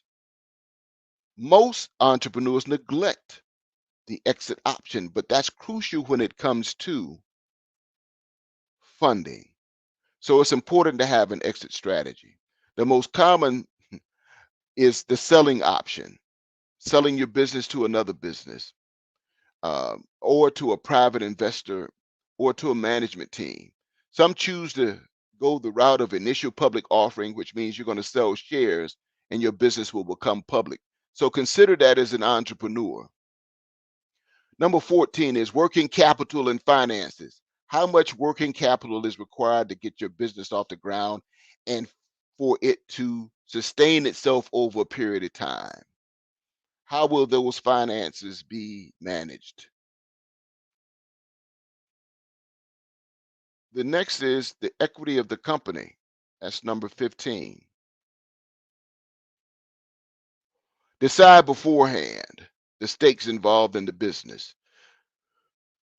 If you're in the very early stages, then you have to understand how the equity will be distributed in your business. For many startups, for entrepreneurs, there's a point of contention as it comes to the distribution of equity. What I will say is, as an entrepreneur, you make sure that you maintain 51% equity in your business. That gives you control. Here is something that entrepreneurs don't take into consideration, and that is the uncertainty of having a successful operation. See, uncertainty and ambiguity always exist. It just so happens that during the pandemic, uncertainty and ambiguity became at a visceral level. But you have to be able to deal with uncertainty because it's unpredictable. See, the people on the board should be able to help you be mentally prepared to go through this by asking the question, what if? What if this occurs? Or what if this occurs? how do you begin to build models around the what if question? Whether it's to to complete change in technology, whether it's a financial crunch, whether it's product failure, internal conflicts, damage by nature, dealing with the loss of people, one cannot afford not to add uncertainty into the equation because uncertainty is a reality. Number 17 is you want to encourage failures and success alike. See, true learning comes through failure. Everyone is bound to fail. It's what you do with that failure. It's the lessons that you learn. Mistakes are going to be made. That's just a part of living. Never become discouraged or never discourage a person for failing. You want to be able to take that failing and turn that learned experience into a positive experience. You want to continue to encourage risk taking and experimentation. That's a part of what it means to be an entrepreneur. It's trial by fire. Number 18 is you have to have a sense of urgency. See, the clock is always ticking. For you, the entrepreneur who have a service or a product that you're going to offer to society, somebody else is coming along and they're going to offer something very similar that they think is better than yours. They're going to market it in such a way that some of the consumers are going to like it. So you always move with a sense of urgency as an entrepreneur. Number 19, and this is very important, understand legal ramifications of the business that you're going into, that the industry that you're going into. Always have an attorney that you can talk to about any ramifications about your business, your industry. Number 20, it takes time. Over a period of time, with successful business systems and successful processes, your business will be successful. Great ideas are not always magic. Great ideas sometimes take 5, 10, 15 years before it's successful. What I like to say is sometimes it takes 20 years to become an overnight success. So it takes time. Number 21 is creating a brand. That means you want to be aware of how the consumer sees you, how society and your community sees you as an entrepreneur. So people begin to recognize your existence, be aware of that. Brand quality is when they trust the quality of the product or the service that you bring to the marketplace. Brand association is the attitude or the feeling towards a brand, and sometimes it's called an affinity brand. Brand loyalty is when you begin to recommend your brand to your family and your friends. So creating a brand is extremely important. Number 22 is power distance. See, the greatest asset to a business and the lifeblood of any business is communication, especially with the startup. You have to communicate effectively, simply, and powerfully in order to collaborate to make great things happen. Communication is the key. Number 23, know when to step back. That's an important skill to have. In order to be able to know when to step back, you have to have good structure, meaning a good business structure that you can sit back and look at the system and analyze it to see whether or not it is performing as it needs to perform. Number 24, which is crucial in the marketplace, especially today, is having the right pricing strategy. Deciding the cost of your service can be tricky. A lot of startups fail because they either price too high or too low in order to sustain themselves. So this is crucial to the sustenance of any organization, and that is having the right pricing strategy. So you need to carefully study the resources around what it means to create your product or your service. You have to do an intense market analysis and spend a great deal of time understanding what the market will bear.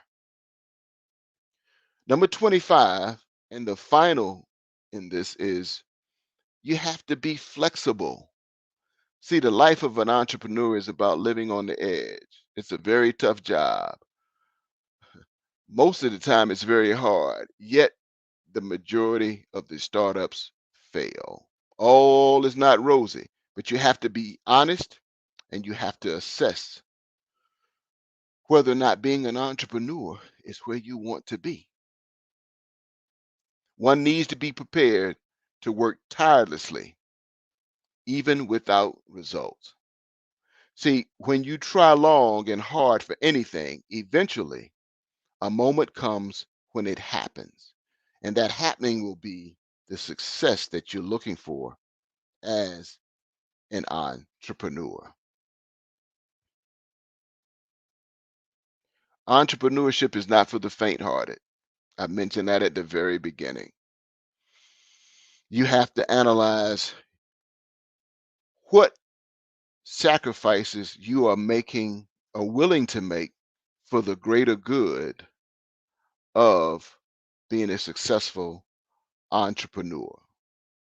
You must know what your superpowers are, meaning your skill set, your knowledge base, and which of those skill sets and knowledge base needs to be enhanced, eliminated, and what new skill sets need to be attained in order for you to be a viable, successful entrepreneur and a viable, successful entity in the business. You want to be profitable. You want to make a contribution to society. All of those things you have to consider as you are considering becoming an entrepreneur. It is one of the greatest ways to serve. And if you think about it, being an entrepreneur, every organization started out as an entrepreneurship, whether you consider Apple, Facebook, Microsoft, IBM, Coke, Amazon, Walmart. They all started small. They all had a purpose. They all had a vision. They all implemented systems. They all had checks and balances. There was some integrity there. There was accountability there. Most importantly, they all understood the 7 pillars of business: accounting, finance, sales, marketing, leadership, management. They understood the importance of each. They understood the metrics and how to measure themselves. And they were driven by a vision. You can do the same. Your service is needed as an entrepreneur, but make sure that you're willing to make the sacrifice. As I close, again, I am Dr. Terry Jackson. I am an entrepreneur. And again, I'd like to say to you, isn't it time that we all begin to take the responsibility? We all begin to look at how we can improve the world by being an entrepreneur. Every day you wake up, there is a new problem that has been presented. You just have to find it. Determine whether or not you have the solution. Build it, systematize it, and they will come. That is the plight of an entrepreneur. Thank you. Amazing. Amazing. Thank you so very much, Dr. Terry Jackson, for your insights, your expertise, and being so thorough with all the areas that you covered. I know you spoke about understanding purpose, talked about persistence and consistency. Can you just answer for me, how do you sustain momentum? I think within, the entrepreneur world, there are going to be times in the long road of success where you could lose motivation. So how do you keep that momentum going so that you are persistent and consistent and continually pushing forward with the 7 pillars and the 25 steps as well? So you just give us a quick sort of advice on that. It all boils down to purpose. Mm. See, I speak to purpose more than I speak to passion, because passion is fleeting, because passion is an emotion. So depending on your passion and how you feel and what's happening, you will either be up or down. Yeah. My purpose keeps me rooted in why. See, I understand the why. When I understand the why, the passion can then fuel the why. But my purpose is long term, and I'm not looking short term. So my purpose is why I exist, why my business exists, why my products exist, and how that existence of my product or service helps society, helps the community, helps my fellow human being. So I don't get caught in the emotion of it all, because emotion in business oftentimes can be hurtful and painful. Now, as a marketer, as a marketer, I want to play on your emotions, because I want to associate a feeling with your ability to purchase my service or my product. But as a business owner, I want to be rooted in purpose, because it's about growth, it's about sustainability, it's about long term. So I can't play short term and the long term by letting my emotions dictate my decisions. Right. My decisions have to be rational. So I need to be rooted in purpose, not passion, in order to sustain growth. And so purpose should be the driver. Fantastic. Now, of course, you did speak a lot about, putting a lot of time, a lot of efforts, just literally your whole self. This is what I was getting from it. And it's very motivational. I see clearly that what is needed to be put in. How do you, how in a day, an average day, how much hours do you think one needs to put into their business and their goal and their purpose, to fulfill the purpose? That's a great question. And I'm going to say that that's all predicated on who they are, how effective and efficient they work as an entrepreneur. Yeah.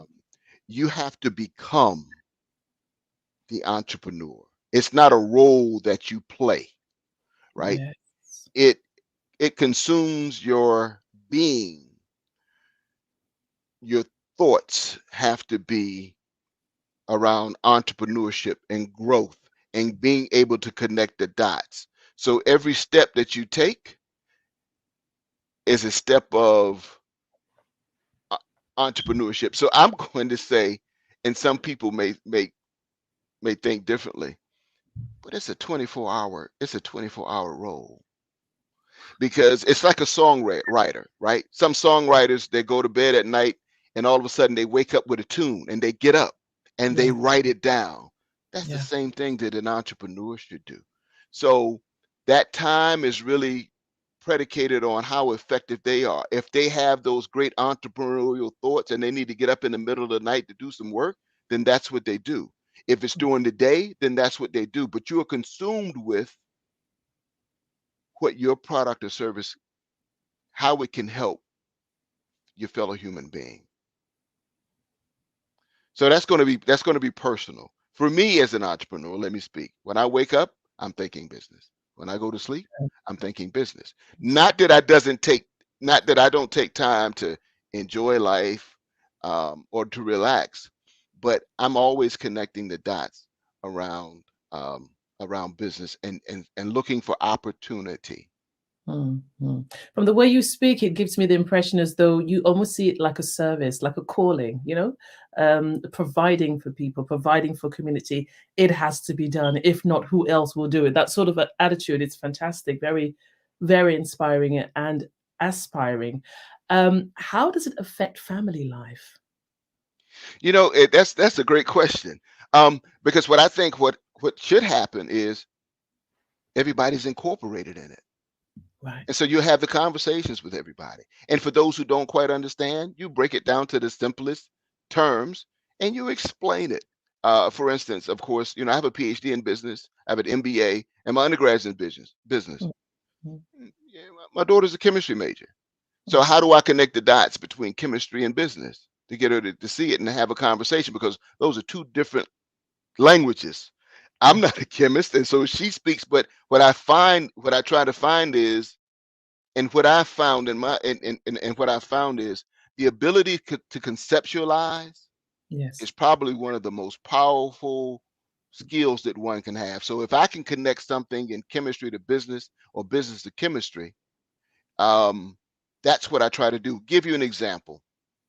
A good friend of mine is a musician, and so he and I wrote 2 ebooks where he talked music language, I spoke business language. We understood how it met, and we used those concepts to create 2 ebooks. My language of business helped him understand music. His concepts of music helped me to further understand business. And so,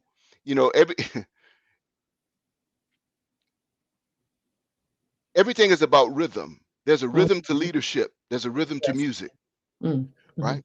When you look at an orchestra, when you look at a 400-piece orchestra, you look at an orchestra and they're all playing in time.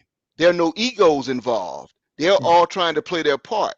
So the question I ask is, if an orchestra can run as smoothly without any mistakes, why can't an organization or corporation do the same? Because the common denominator are the people. So what's the difference? Where does the ego come into play with a corporation but not the orchestra? Yes, they're complementing each other, aren't they? It's you're bringing all your skills, and I like the fact that you mentioned along the line you talked about bringing different skills to the table, which is pretty much where we are now, bringing different skills so that they can work as a symphony, as an orchestra, together, moving, flowing, within life's, flows. Thank you so very much, Dr. Jackson, for your expertise. Like I said before, you are an amazing speaker, and I've gained so much from today. And of course, how can people connect with you, like maybe a website or on social media, or however way that you want people to connect with you, please? Thank you. You can reach me at jcgconsultinggroup.com, info@jcgconsultinggroup.com. You can find me on LinkedIn, Terry Jackson, PhD. You can go to Amazon, where I have several books that are there around business. 4 books, actually, 2 ebooks and 2 regular books. One around co-creation leadership. The other one is transformational thinking. And also, you can check out my TED Talk on YouTube, Terry Jackson. I have a TED Talk, so you can check that out as well. Amazing. Thank you so very much for being an amazing and a wonderful and insightful speaker. Genius is coming, and I'll see you on the other side. Thank you. And of course, the Black Business Expo mission is to raise funds for school seniors going to college or K-12 entrepreneurs. The expo is a foundation for students. You may go to www.blackbusinessexpousa.com to donate to the scholarship fund, or use the Cash App that's on the screen below and say which is #BBXUSA. Our goal is to give laptops up to $500 to 10 students. Students can register online at blackbusinessexpousa.com. Every dollar counts, so we want to remind you to donate the scholarship funds. We want to thank our Black Business Expo USA sponsors for July 2025 for sponsoring this particular show. And of course, their names are NT100, Moody Capital Partners, Suede Soul, Lotus Ritchie Coaching and Training, Carolina, Virginia Monitoring Supplier Development Council, Step Management, BHS and Associates, Maggie McLean Foundation Inc., Genius is Common, Earth Essentials, Malane Shani Global, Executive Women's Success Institute, The Quality Coaching Company, Superwoman Business Service, Creative Force Studios, Lee Entertainment, Artistic App Design, Black Business Expo USA. Genius is coming, and I'll see you on the other side.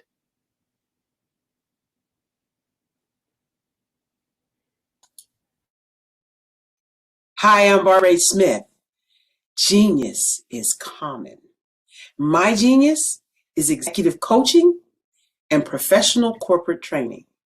As the master executive coach and corporate training ambassador for the Genius is Common movement, I help business owners craft their stories in such a way that you know exactly what they do, what they have, and what they bring to the table. Many times as business owners, we are asked, so what do you do for a living? And we could be crushing in our businesses, but we're not quite sure exactly what to say in a short amount of time. Well, I help you take those stories that are the reason why you're in business and why you're so passionate about your business and craft them in such a way that people are drawn to you as opposed to being repelled by you. Because every conversation, every time you talk to someone about your business, you are excited about it. But are you really conveying what you do, what you have, and what you bring to the table?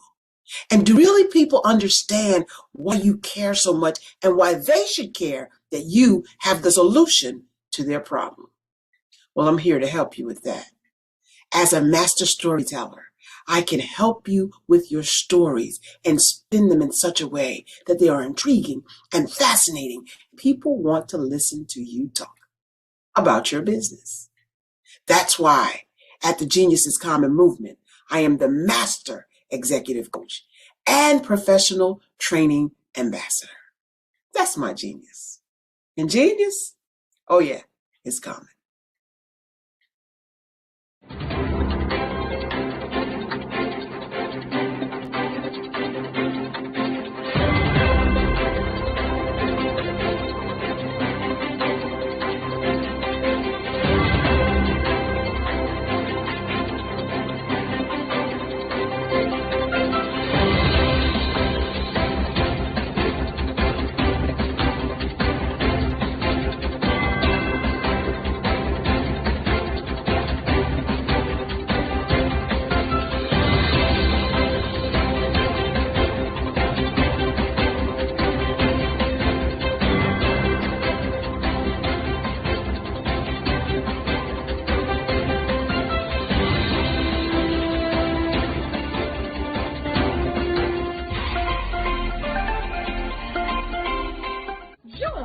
Dr. Eric Kelly III and a host of phenomenal speakers from all around the globe for this 7-day virtual event that you don't want to miss.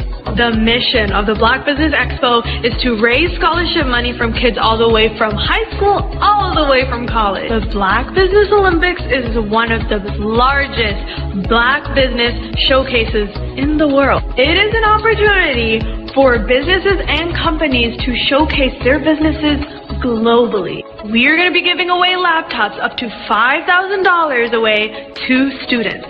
Again, I'm Olivia Appleberry, the founder of 2 Cents Finance and one of the speakers for the expo. I am so excited to see you there. For more info, go to www.blackbusinessexpousa.com or call 919-308-9090 and hope to see you there.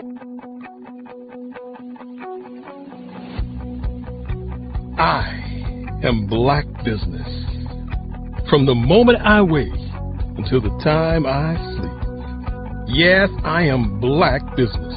I am Black business. Tell me, are you Black business? I am Black business. Do you support Black businesses? Listen, I support Black business because I am Black business. Black Business Expo, one of the largest business showcases in the history of Black business in the world. The world! Sign up today at www.blackbusinessexpousa.com or call 919-308-9090. I am Black business. I am Black business. From the moment I wake until the time I sleep, I am Black business. I am Black business. Are you Black business? I am Black business.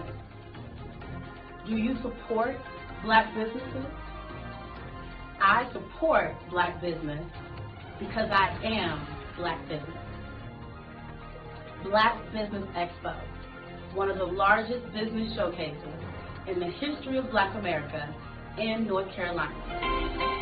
Join Dr. Eric Kelly III and a host of phenomenal speakers from all around the globe for this 7-day virtual event that you don't want to miss. The mission of the Black Business Expo is to raise scholarship money from kids all the way from high school, all the way from college. The Black Business Olympics is one of the largest Black business showcases in the world. It is an opportunity for businesses and companies to showcase their businesses globally. We are going to be giving away laptops up to $5,000 away to students.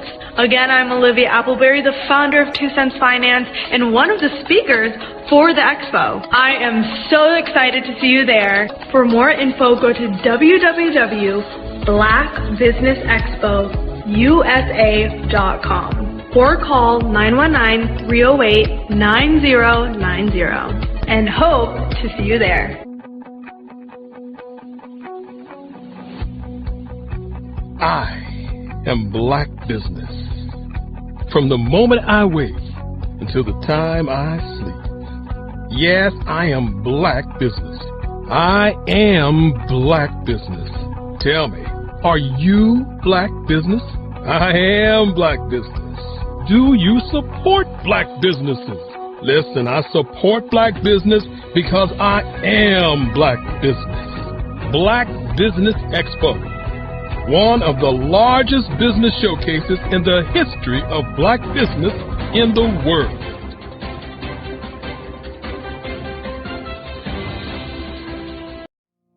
Did you know that approximately 333.34 million businesses exist today, according to a report from 2021? And you may be one of those businesses, or maybe you're not in the business market yet, but you're aspiring to be a business owner. Well, guess what? You're in the right place at the right time. Because let's face it, everything is about timing and opportunity. Hi, my name is Dr. Lotus Richey, and I'm the CEO and founder of the Lotus Richey Coaching and Consulting LLC, along with the Lotus Richey Ignite Show. 15 minutes of success with Dr. Lotus Richey, as well as books to boom your business and bring who you are. And today, I want to bring this amazing message to you about the Black Business Network and the Black Business Olympics. See, the Black Business Network and the Black Business Olympics is designed to help people just like you, that's right, that look like me, to take their business to the next level. Not just in your front yard or your backyard, but globally. The Black Business Network and Black Business Olympics is designed not to just help you survive, but to help you thrive. So join us today as we come together with businesses all around the world to support our students, our children, our young teens, our young entrepreneurs. What we do is we come together to help raise funds for students who are aspiring to be business entrepreneurs, who are aspiring and who are thriving in college. We endow them with a wonderful opportunity to gain scholarship of either a laptop or several thousands of dollars. And we invite you to help be a contributor to this amazing opportunity to help someone that looks just like you. So join us today at our website and let us connect with you and help you ignite and take flight in every area of your life on the Black Business Network and the Black Business Olympics. I'll see you on the other side.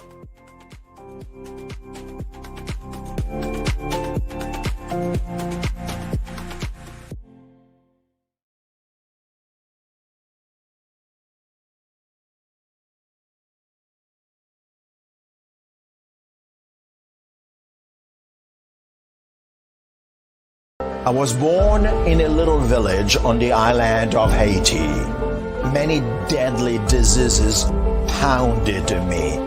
It is as if they were on a mission to end my existence on this earth. I refused to give up. In 1983, I left Haiti and came to the United States of America. And I came with $5, 2 shirts. I didn't speak any English. I came to Atlanta. I got a job.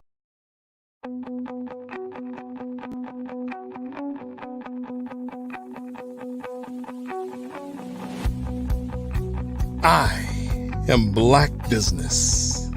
From the moment I wake until the time I sleep. Yes, I am Black business. I am Black business. Tell me, are you Black business? I am Black business. Do you support Black businesses? Listen, I support Black business because I am Black business. Black Business Expo, one of the largest business showcases in the history of Black business in the world. The world. Sign up today at www.blackbusinessexpousa.com or call 919-308-9090. I am Black business.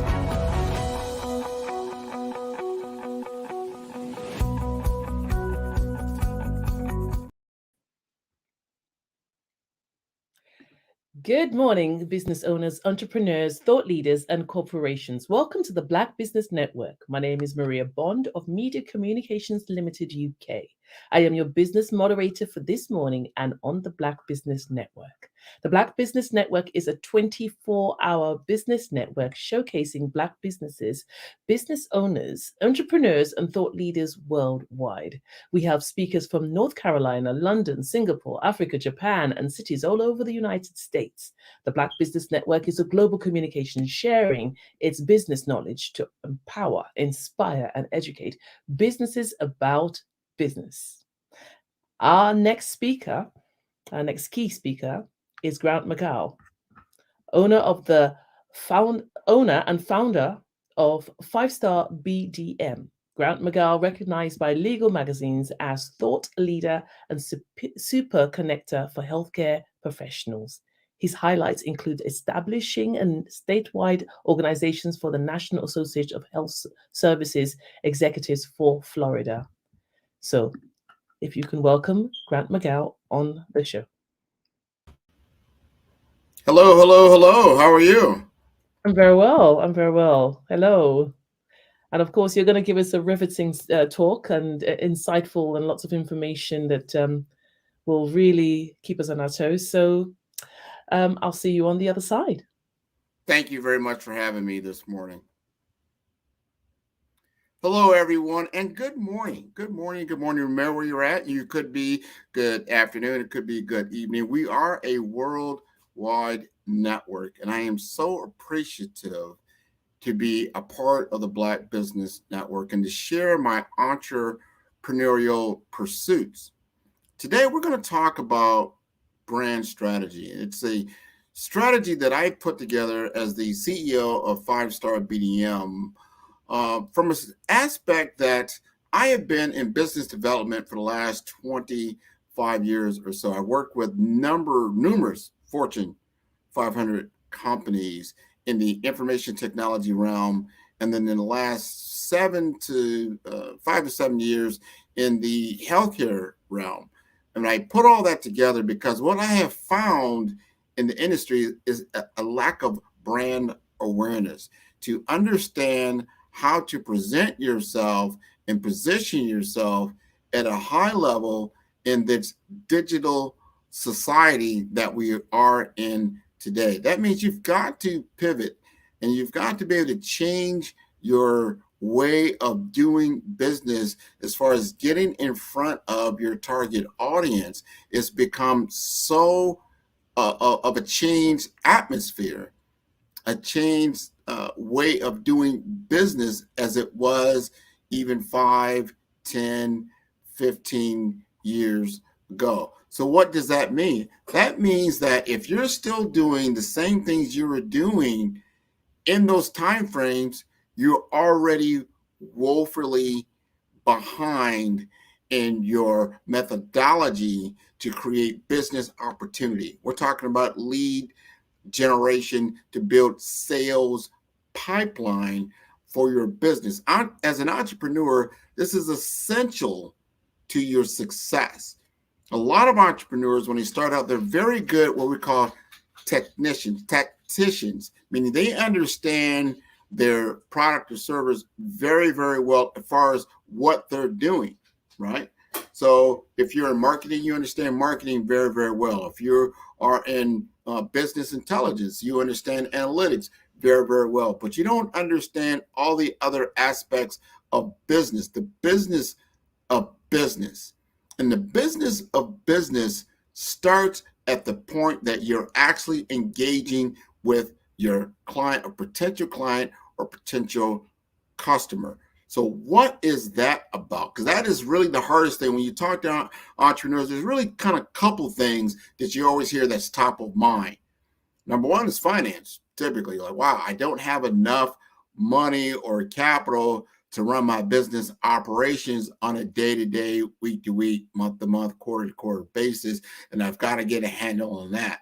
And a lot of that is due and caused because you don't have enough sales. You don't have enough business in which that you're transacting, and then actually moving through as a workflow through your business to get to that accounts receivable standpoint. So I am here to help you to develop your business strategy, to understand business development and brand development, to actually create sales pipeline. So when you have sales pipeline and you can show what business that you have currently and what business you have coming in, it becomes easy to get financing, right? So if your EBITDA is up and your ARR, those are the monthly recurring subscription revenue that you can count on. Those are the things that you can to leverage to get financial assistance if needed. So how does that happen?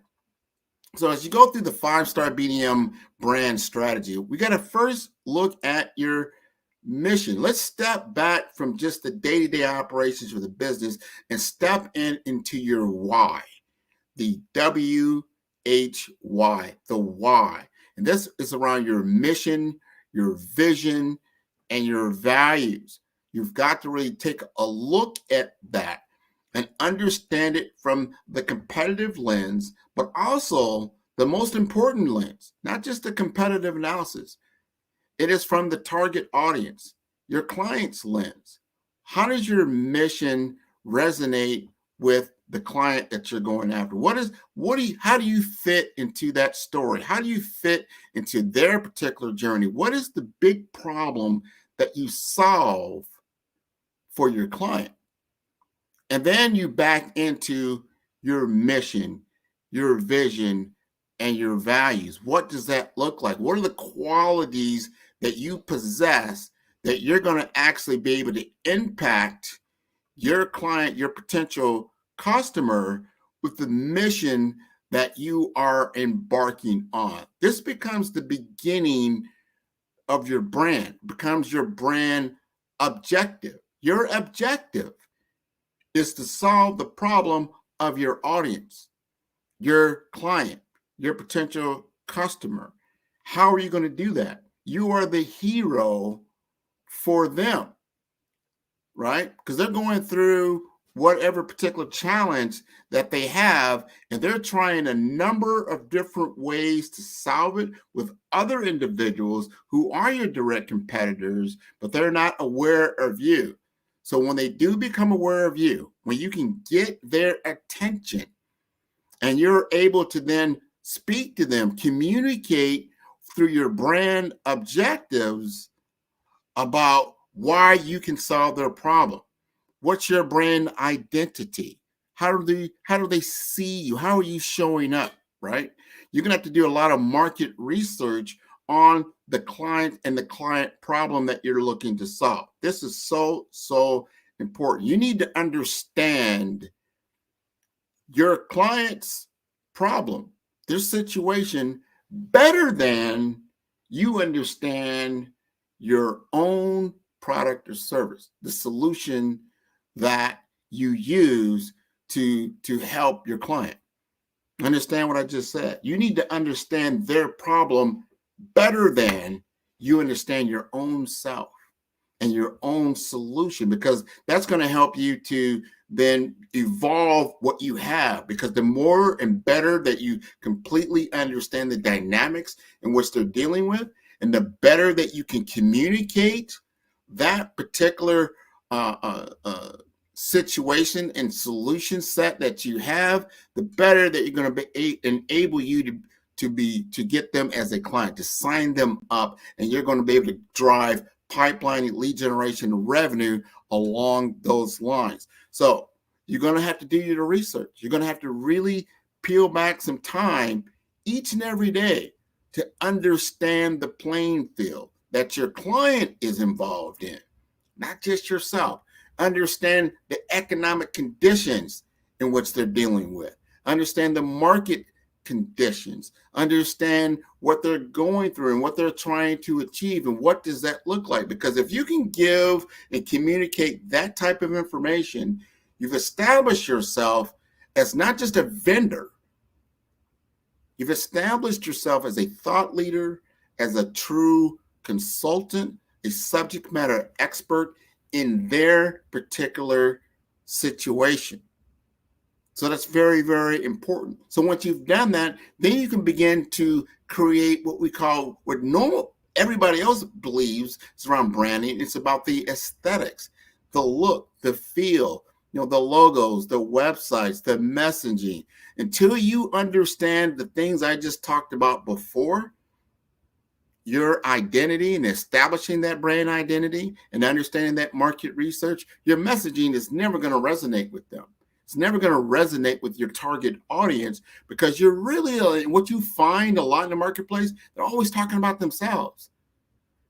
They're branding themselves. They're branding about their market. They're branding about their conditions. I want you to truly take a look at how you're talking about yourself. From a promotion standpoint, are you only talking about your industry? Are you only talking about your company? Are you only talking about what you're doing? Because that's only one half of the equation. And the greatest half of that equation is about what you understand about the target audience that you're trying to impact. Because once you understand that, your aesthetics, your brand messaging is going to resonate, because you're having a communication, you're having discussions around issues that truly are of interest to your client. It's so important. Once you've got that, and you've got your messaging down pat, because now you're talking to your individuals, you're talking to the company, you're talking about the skill sets and the knowledge and everything that impacts the business on a high level. Now you can start to put together your vision plan.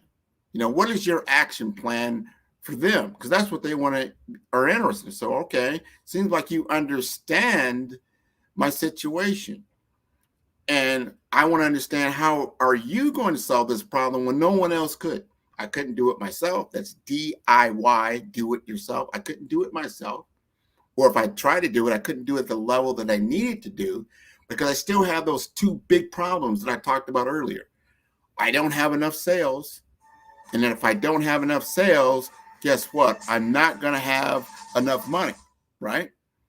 So my finance and my sales have to be aligned in order to run my business, right? So we got to implement a vision plan that's going to talk about the future direction of what you're going to be able to accomplish with your strategies, the collaborations you're going to have to put together, the new service offerings, some of the methods of maintaining a leading edge in your business development strategy. That's what I do at 5 Star BDM. And we do that through continual evaluation.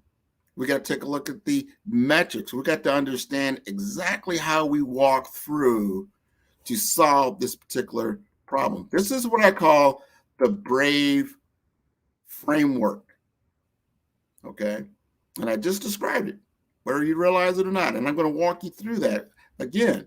So the B in BRAVE, because you've got to be bold, you've got to be courageous, you've got to put together some moxie in the game to compete at the championship level, right?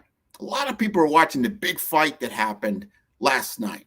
And I'm very proud of the outcome because the winner of that particular contest is from my hometown, a little town called Omaha, Nebraska. And from this little town, he has become the welterweight champion of the world against a foe who was completely undefeated, who on paper looked like he would be the champion because this guy had no way to compete because he was coming up in weight. So they gave him no shot, but he was able to compete because he understood his opponent. He understood what he needed to do to be victorious. He took away his opponent's number one weapon. And when he was able to do that, his opponent could not defend himself. And then he could counter with his greatest assets, his speed, his agility, and his ability to counterpunch at a very high level. And he won the fight very decisively. If you deploy a strategy against your competition and for your client, you will win if you apply it effectively. And that's what we're talking about in the BRAVE framework. We're talking about establishing your brand identity. That's B. That's so important. You've got to understand what your identity is in your mission, vision, and values. What is your purpose? What business problem are you truly solving that has community impact, that makes a difference in the world, not just from a monetary profit standpoint, but actually improve the lives of the people that you're trying to impact. And then we get into the R, which is the research. Are you doing thorough research and analysis? You've got so much information at your fingertips now with the internet, with artificial intelligence, being able to get in and find good knowledge and research. You've got to look in all the different aspects of all these communities are out there, all these groups are out there, all these blog posts. You've got to understand what your client is going through, right? And that's what you're doing, your research. You have your brand identity, that's your B. You have your research, that is your R. And then you have your aesthetics. That's your visual representation of what you're putting together. That's when you're putting it, making it visible. You're taking it from the invisible world to the visible world. That's your aesthetics, but they've got to be on point, right? They got to be crystal clear. It's got to be visually appealing, whether you're doing video, you're doing audio, you're doing picture, you're doing an in-person meeting. All your aesthetics, your print has to be on point, and it's got to resonate with their client or potential client and that potential audience, and it's got to tell the story of the journey of how you're going to be able to solve that problem that they have, right? So that's your A, that's your B, your R, your A, and then we get into your V, which is your vision plan. Right? That's when you're going to articulate step by step. You're going to implement this plan that's going to be effective for them. And they're going to be, and you do this in a collaboration and as a collective together. So there's buy-in. You want to get buy-in from your client. You don't do this in a silo. You work together. We work together with you at 5-Star BM on this BRAVE framework, this brand strategy. And then we're going to evaluate. We've got to look at the metrics. After we've deployed, right? We've implemented the plan. Now we've got to measure because we have to adjust. And that's what I was talking about in any kind of sporting arena. As you engage, you practice, you have to get yourself ready for the contest. You've got to train. You've got to put everything into it. But then when the rubber meets the road, when you get in the ring, you're going to have to make adjustments because you're dealing with another entity that is just as competitive as you are. And what do those competitors look like? People don't realize it's not just another company. It is the status quo. People don't like to change. They keep doing the same thing. They're very habitual in what they do, right? So how are you going to think like, hey, in order to change, you're going to have to get to another level. I've got to help you get to that other level. I've got to give you enough energy to overcome the gravity that's pulling you down. I've got to do that through evaluation. I've got to see how are these metrics working? How is my plan actually going into place? What does this really look like? Wow, I've got to make some lever adjustments because the audience and the inertia and everything that happens in the market is constantly changing. So you've got to be able to adapt and change. And you focus on these things, right? So you look at your competitive landscape. You look at the competitive analysis. You understand not just, you say, well, you know what? I want to be the best in my industry. That's great.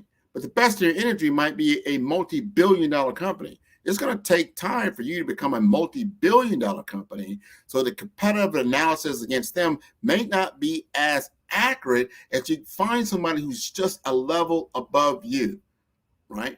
What does that look like? What's the competitive analysis of the company that's just a level above you? And then you do another one for the one that's 2 steps above you, and then 3 steps above you. That starts to give you a path forward. What are your strengths that you're going to have to get to? What are you missing from a skills gap analysis? And from a local market, from an extended network market, and all the other different aspects of the market that you're going after, so you can get a true picture where you sit from a positioning standpoint. So understanding the competitive landscape is super, super important. From there, you're going to start to understand, all right, I'm becoming aware. I'm becoming aware of where I am from a brand perspective, my business perspective. You know, you're starting to get into what is my strengths that I can leverage, right? What are the strengths that I can leverage against my competitive landscape? And remember, the competition is not just another company. It's the status quo. It's the indifference in the market toward the product and service that you're offering. How can you overcome that? What are the strengths that you can leverage? When you do that, you start to define your niche, right? What are the niche that can create a unique position and market strategy for you? You start looking at the landscape. You start looking at the audience. You start looking at the market trends. You start looking at strategic focus, and you start to get to a conclusion based on your evidence, right? Evidence you're getting from your market size. You need to understand that. The growth rate. What are the key drivers in the market? What are the key challenges that are showing up across the entire spectrum? This is going to help you find your unique positioning, right? All these things are very important. You have to then deliver on that niche and then pull those things out. Some things I found out for Firestar BDM that we're very, very good at data.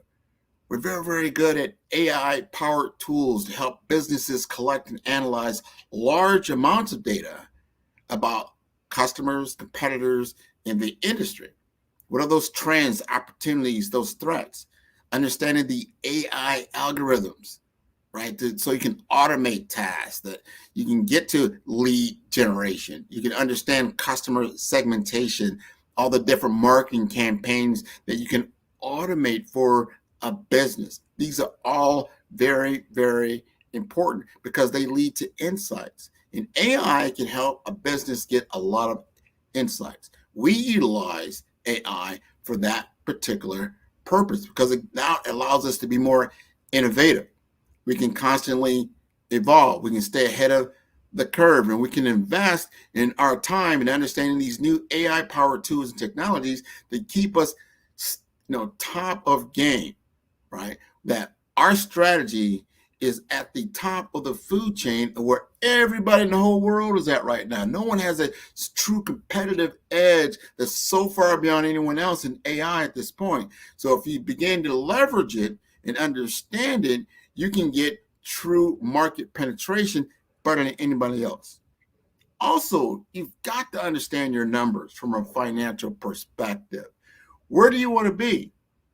So I ask my clients all the time, where do you see your business from a revenue standpoint in the next 12 to 18 months? What does that look like? Because you have to understand the end game, right? What does that look like? So, all right, you know what? I want $1 million in revenue. I want to be $1 million business. Okay, that's great. So what is your EBITDA for that $1 million? Like, whoa, what's that? EBITDA. You have to understand at the end of the day, after you've paid all your expenses, all your taxes, all your debts, you have to understand your earnings and your profits. What does that look like at the end of the day? What does that balance sheet say? Typically, you're going to want about another 10% in EBITDA, because EBITDA is what the banks look like. Any financial institution, any investment banker, all these venture capitalists out here, all the angel investors that are out here, what are they looking at? What do they want to see? Remember I talked about earlier, they want to take a look at your EBITDA, what your true worth is, as well as any consistent money that you can then project in the future, or what that we call ARR will look like, right? So your run rate revenue is very, very important. And then how you're going to apply those monies in the future, your research and development, your marketing and sales, your operations, what does all that look like so you can get to a spend analysis?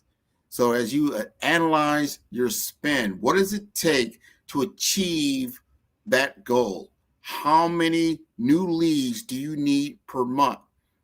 And what is the average sales cycle of an engagement? How much time does it take to close a deal? And when you close a deal, how much is that deal worth?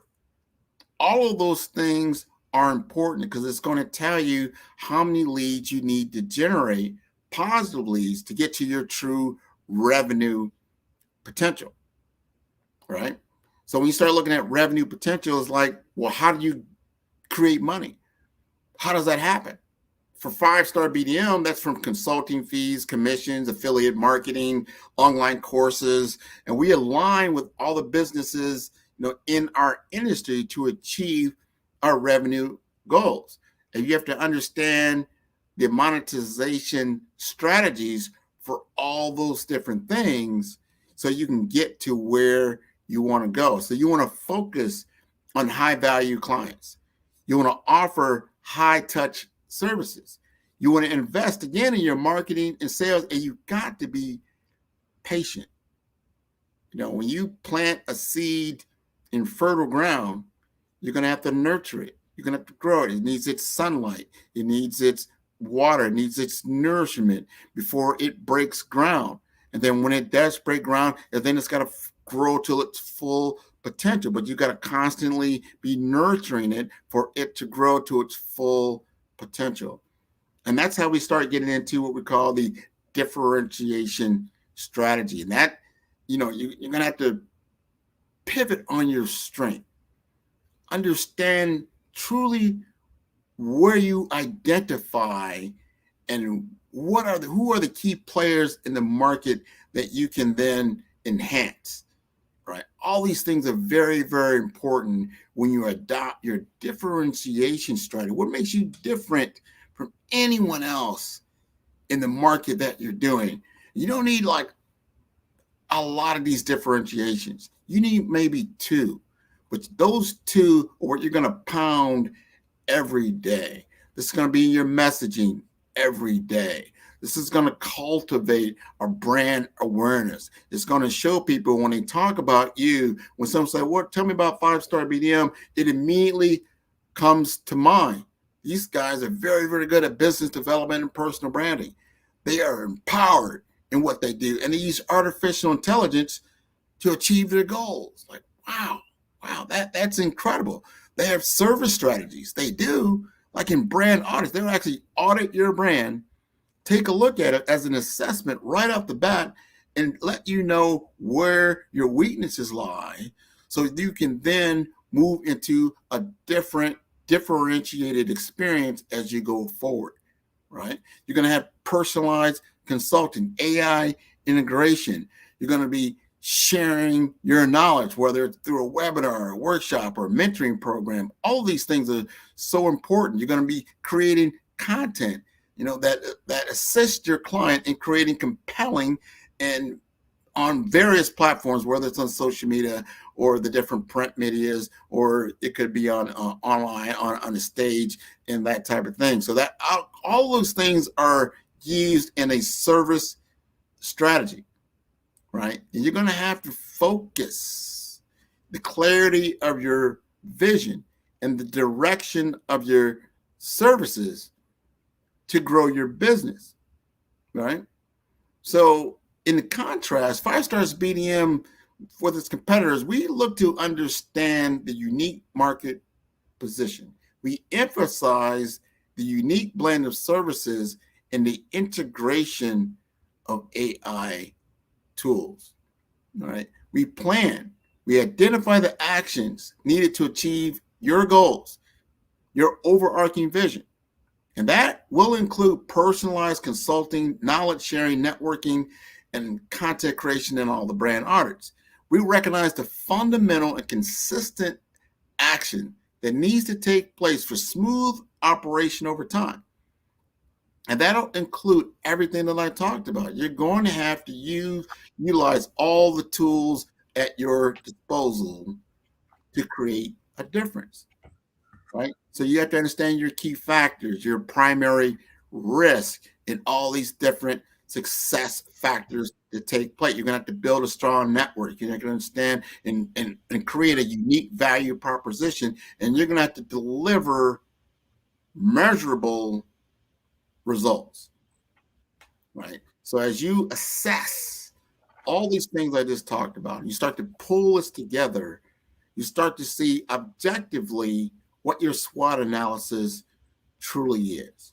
What are your true strengths? Do you have a passion for continuous learning? Do you have a deep industry knowledge and a proven track record? Do you have a solid reputation in the market?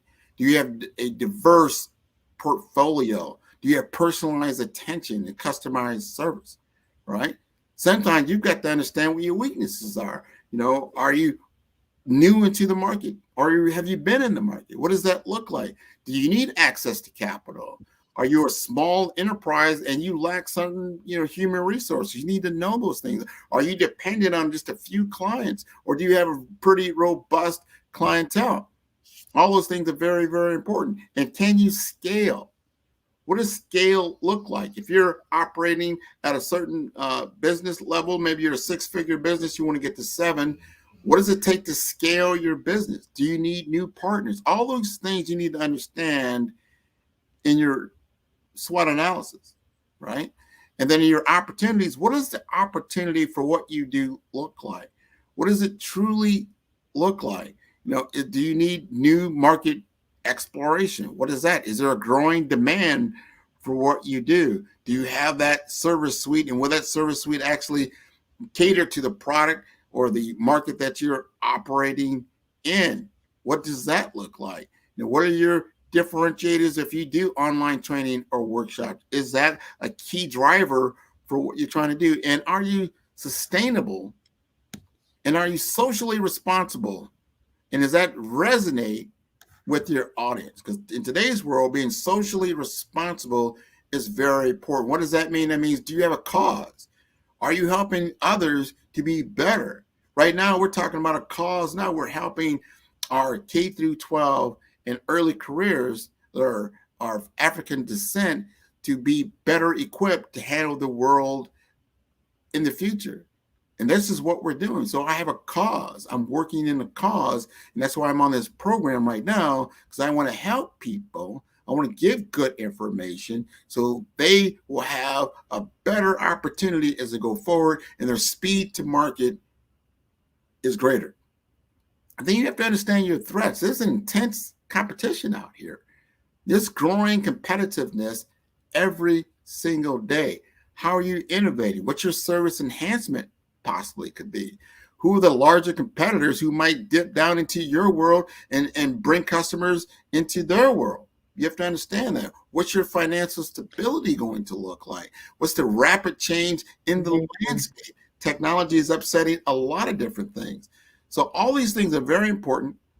You're going to have to look at the recommendations. You're going to look at how you can promote greater autonomy in what you're doing, and how you can grow and protect your business. Amazing. Thank you so very much, Grant McGow.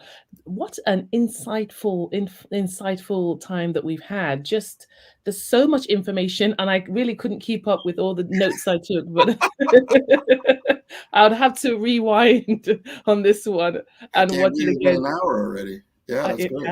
It has. Thank you so very much. Thank you so very much. And of course, how can people connect with you, and like a website or some way that people can connect and they can connect to me on my website, 5-star. That's the number 5-star BDM. That's B for brand, D for development, informasters.com. All of my information is there. Like I said, an email at grant.mcgaw@5starbdm.com. Wonderful. Genius is coming, and I'll see you on the other side. Thank you again. Thank you. Absolutely wonderful. And of course, we are the Black Business Expo, and the mission of the Black Business Expo is to raise funds for high school seniors going to college or K-12 entrepreneurs. The expo is a fundraiser for students. You may go to www.blackbusinessexpousa.com to donate to the scholarship fund, or use the Cash App that is on the screen below, which is $BBXUSA. Our goal is to give laptops up to $5,000 to 10 students. Students can register on www.blackbusinessexpousa.com. And every dollar counts, so we want to remind you to donate to the scholarship fund. We want to thank our Black Business Expo USA sponsors for July 2023, and they are NC100, Moody Capital Partners, Suede Soul, Lotus Ritchie Coaching and Training, Carolina, Virginia Minority Supplier Development Council, Step Management, BHS and Associates, Maggie McLean Foundation, Inc., Genius is Common, Earth Essentials, Malaine Shani Global, Executive Women's Success Institute, The Quality Coaching Company, Superwoman Business Services, Creative Force Studios, Lee Entertainment, Artistic App Design, Black Business Expo USA. Genius is Common, and I'll see you on the other side.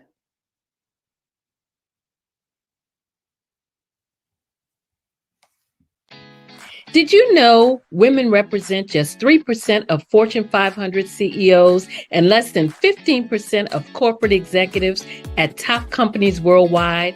Have you wondered what the secrets are to getting into the top ranks, whether in the private or public sector? Do you want to figure out how to stop being held back in your career or passed over for promotion? Then you're in the right place. Hi, I'm Dr. Madeline Ann Lewis, President and CEO of the Executive Women's Success Institute. I have decades of experience in the military, the federal government, and corporate America, and my mission is to help women succeed and tap into their full potential. I want to reach 1 million plus women around the world to become the leaders they are meant to be. So if you want to move into a management or executive level position, or maybe you are a female veteran transitioning out of the military into business entrepreneurship, then reach out to the Executive Women's Success Institute at 301-693-3284. Let us get you on the fast track to success.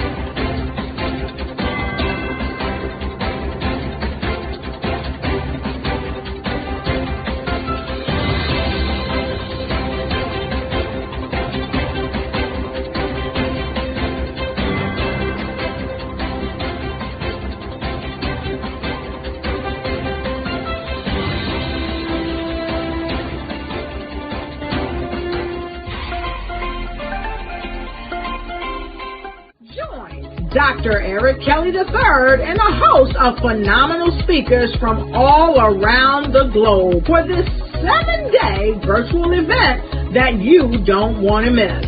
The mission of the Black Business Expo is to raise scholarship money from kids all the way from high school, all the way from college. The Black Business Olympics is one of the largest Black business showcases in the world. It is an opportunity for businesses and companies to showcase their businesses globally. We are going to be giving away laptops up to $5,000 away to students.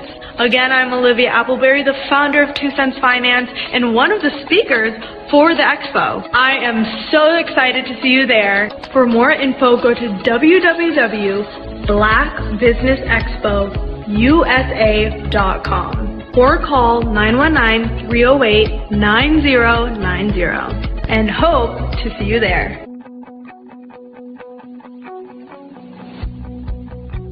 I am Black business. From the moment I wake until the time I sleep. Yes, I am Black business.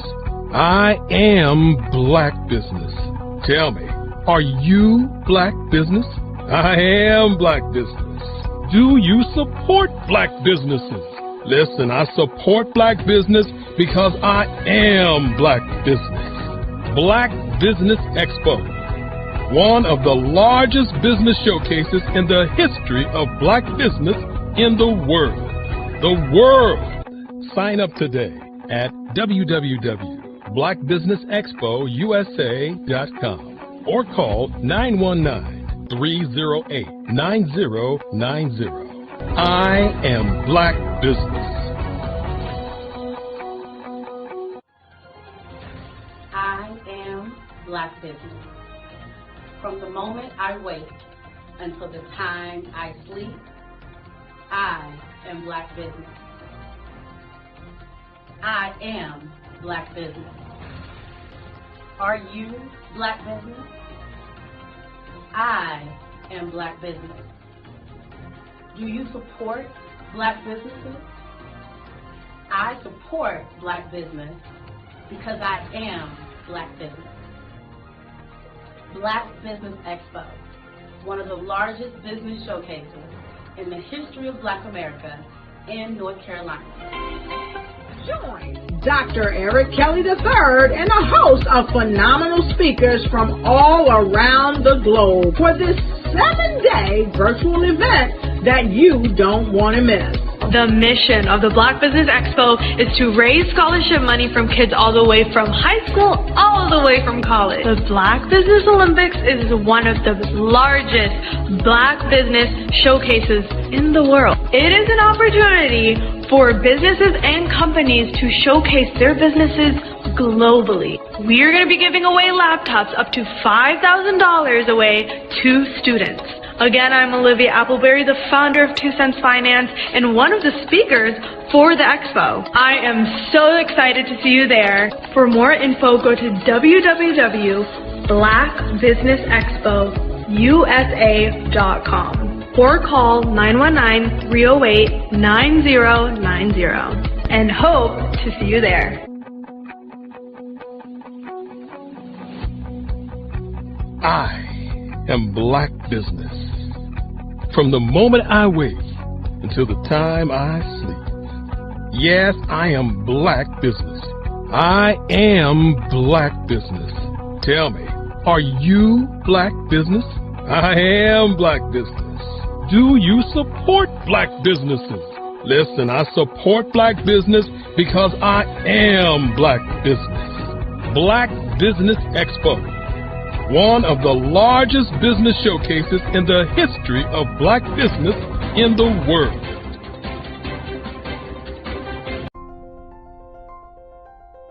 What if you could build your own city? A place where every child can find nurturing people to help them achieve their full potential. A place where every adult can access job training support. Where health education is abundant.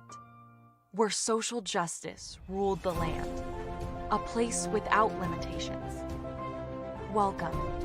You have arrived at STEM City USA.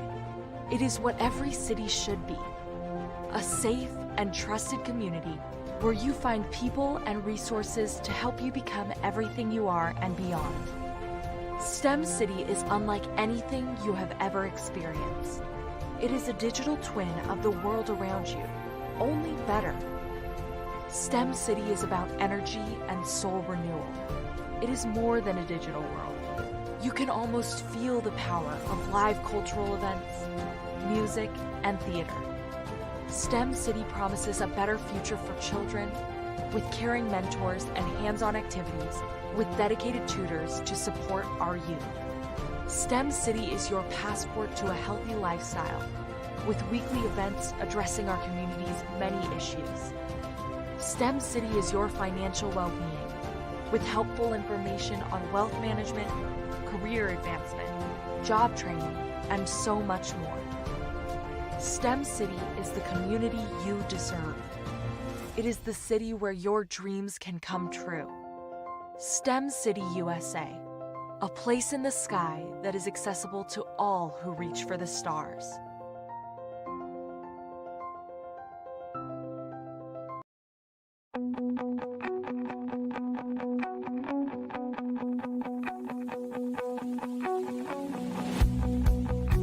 I am Black business. From the moment I wake until the time I sleep. Yes, I am Black business. I am Black business. Tell me, are you Black business? I am Black business. Do you support Black businesses? Listen, I support Black business because I am Black business. Black Business Expo, one of the largest business showcases in the history of Black business in the world. The world!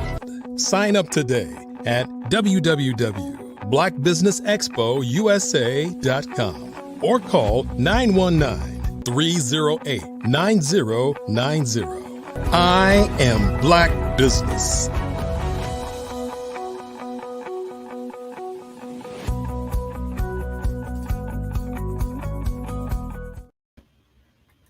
Good morning, good morning, good morning, good afternoon, good night, depending on where you are located.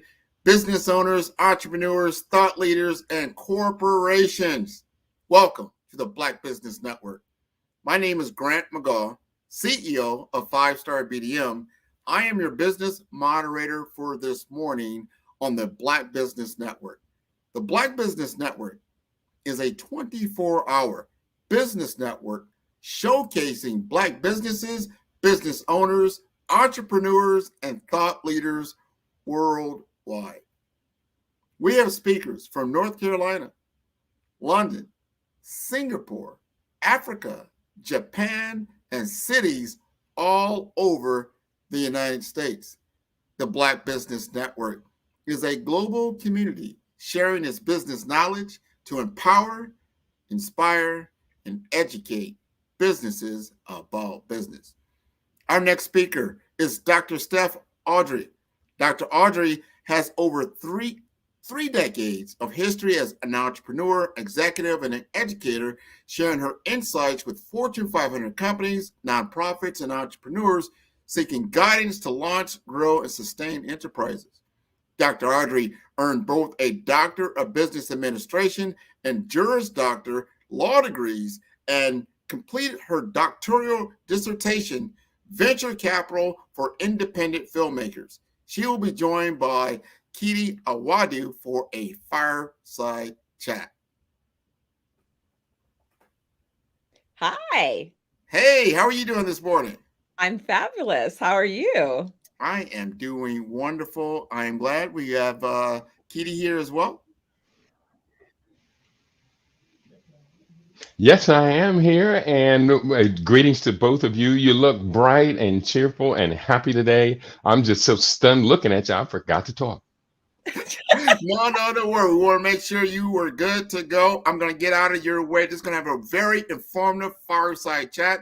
Genius is coming, and I'll see you on the other side. Fantastic. Well, Black Business Network, thank you so much for having us. This is part 2. Katie, we must have stirred some stuff up the other day, but in case the other folks who are here joining us today were not with us on part 1, we'll give them a little brief recap. First off, I want to say thank you guys for joining us. Master Katie and Dr. Aubrey Oliver were guests earlier this week, and we were asked to come back and break it up and do a part 2. So for those of you who are tuning in today, Master Katie is part 1 of part 2, and Dr. Aubrey Oliver is part 2 of part 2. Okay, so tune in. We're going to have those conversations, and Katie is described as a multi-genius, I say prolific author, very well-researched a producer of content, and I'm holding on to book number 50, which is Miracle on 2 Feet, that talks about stroke prevention and recovery. And the reason that we began this conversation was not only because of the time of the book coming out, but also because stroke is something that's major and impacting us, significantly. And in particular, I would say women of African descent from the African diaspora in the US in particular seem to be higher cases these days growing of heart attacks and strokes. So definitely it's more than needing to sound the alarm. It's about, the awareness and particular solutions. So Katie, how are you this morning? I love to say we Black and we shine like the noonday sun. Thank you for this invitation. Wonderful, wonderful. So with our conversation the other day, we were talking about not only the book, and I said book number 51 is coming out soon, so we'll plug that and talk about it and tell everyone where they can go and find more of your books, because you write about topics that are important to us, not only about our wellness, but about our community building, about our economic opportunities and our opportunities as a people throughout the diaspora, and representing our opportunities as and opportunities that exist on the continent as well, and encouraging us to look. But before we look at opportunities, we have to make sure that we're healthy. And healthy begins. Absolutely. Healthy begins not only with how we show up, but the intentions behind our desire to be healthy. So kind of take me through the thought process on what really was the impetus for this Miracle on 2 Feet. Why now for this particular publication? As you had mentioned, the problem of stroke, the problems of cardiovascular disease, and other non-communicable diseases are particularly impacting the fate of our larger African American, African diasporan, and global African family. Some 1.745 billion people on this planet are of African heritage. That actually puts us at the highest number if we compare ourselves to Chinese people on the planet or Indian people on the planet. So now we have to correlate our demographic strength with power. And there's just no way that we can come into full empowerment as a people while remaining at the back of the line when it comes to different ethnic groups insofar as health status. So yes, the problem of stroke is a problem for households, for families. All of us know somebody who within the last few years has either had a stroke, been debilitated by a stroke, or has died from stroke. And unfortunately, because of our current health status, far too many of us are susceptible to stroke. Now, just to put into context from which the book was written, understanding advice on all aspects of extending life expectancy can be tough. We frequently are getting life extending tips from magazines, medical journals, news articles, news bites, marketing releases from drug company advertisements, social media, even casual conversations. But weeding through all of this advice and being able to determine which of it is solid advice scientifically valid and verifiable, or which of it is just being passed along as a consequence of propaganda or people giving us advice who aren't even qualified. So therefore, I have stepped forward across my lifetime to filter through all of these various streams of health and wellness advice. And as you said, Miracle on 2 Feet is my 50th book publication. I'm very, very proud of this record, but we still got a long, long way to go until our people are as healthy as our destiny would have us. Which is really, you're right. There is so much information, and oftentimes information is presented from, who's presenting the information, right? What is their desire in presenting the information? And so it's really important. I think that there is an abundance of information overflow, and it is difficult oftentimes to decipher, especially when it is you lack the awareness. And I know for me, my introduction to stroke in the form of brain aneurysm came tragically at the loss of my mother. She suffered a brain aneurysm, I guess taking a nap, and passed in her sleep. And then later I had another very close friend. Now I've learned that she's suffered 2 strokes. She suffered one about 13 years ago. She suffered one recently within the last few months. And so it clearly is something that is happening and requires awareness. And what's really interesting is when we talk about many of what we see are the common ailments, the reality is that they're lifestyle issues. It's not often that there's something that is necessarily hereditary per se, that it's really, what are you doing with your particular life? How are you taking care of you? And for some reason, taking care of ourselves can, shift on the priority list, which I find really interesting. We get busy with so many other things, not realizing if you don't take care of you, what's the point? Right? What's the point? How are you going to sustain your family, your community, or whomever that you're contributing to if you're sick? Right? Now you're a drain on yourself, and on the resources are all shifted with trying to help you regain your wellness.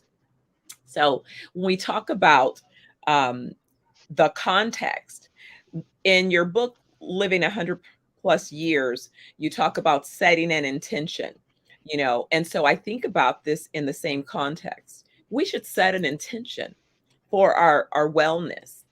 And in setting an intention, what would be some of the basic factors that we want to evaluate to make sure that we are, sort of okay, better than okay, that we have an awareness of where we have risk factors? You had mentioned about extending life expectancy. Very, very proud to present a total of 7 books I've published so far in 2023. I do have another one coming out this week. That will be number 8. And 2 more books are coming out until the mid of September. So we're on quite a roll. But this book, 100 Plus Lifespan, Strategies to Increase Healthy Life Expectancy, is very, very important. As across this wonderful business expo, we can see people working very, very hard to establish their business and to project their business to being successful in the new global economy. But there's a common thought that says far too many of us expend our health to achieve wealth, only to find that once we've achieved that wealth, now we're spending that wealth to attempt to regain our health.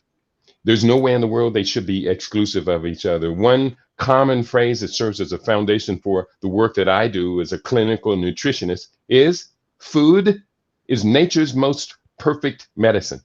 And it's a preventative medicine as it is also a curative medicine.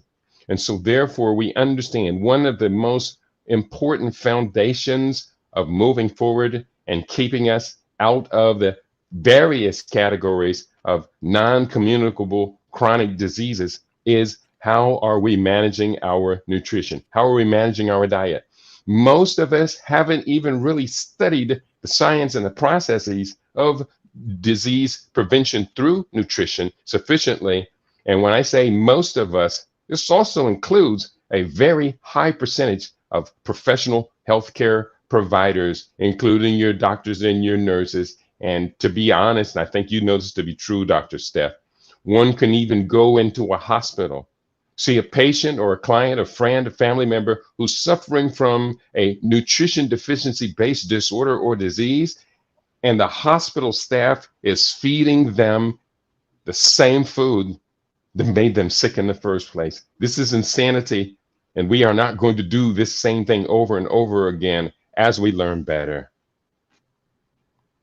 Katie, now that's exact. So my friend that I alluded to that had the second stroke within the last month is exactly what happened. She was in a situation where she was getting intense care, and I happened to visit, and I'm looking at the food, and I'm like, this should be in the trash. Like, there's no like, are they trying? Wait, it's like you have one foot on a banana peel and one foot in the ditch. They're trying to push.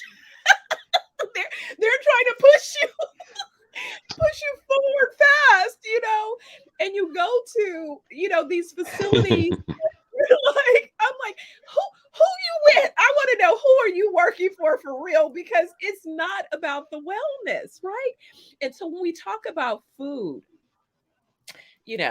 let's have that particular conversation, because I don't know if you saw, but I saw yesterday a quick blurb. It was Dr. Oliver shared this clip on where they were using flesh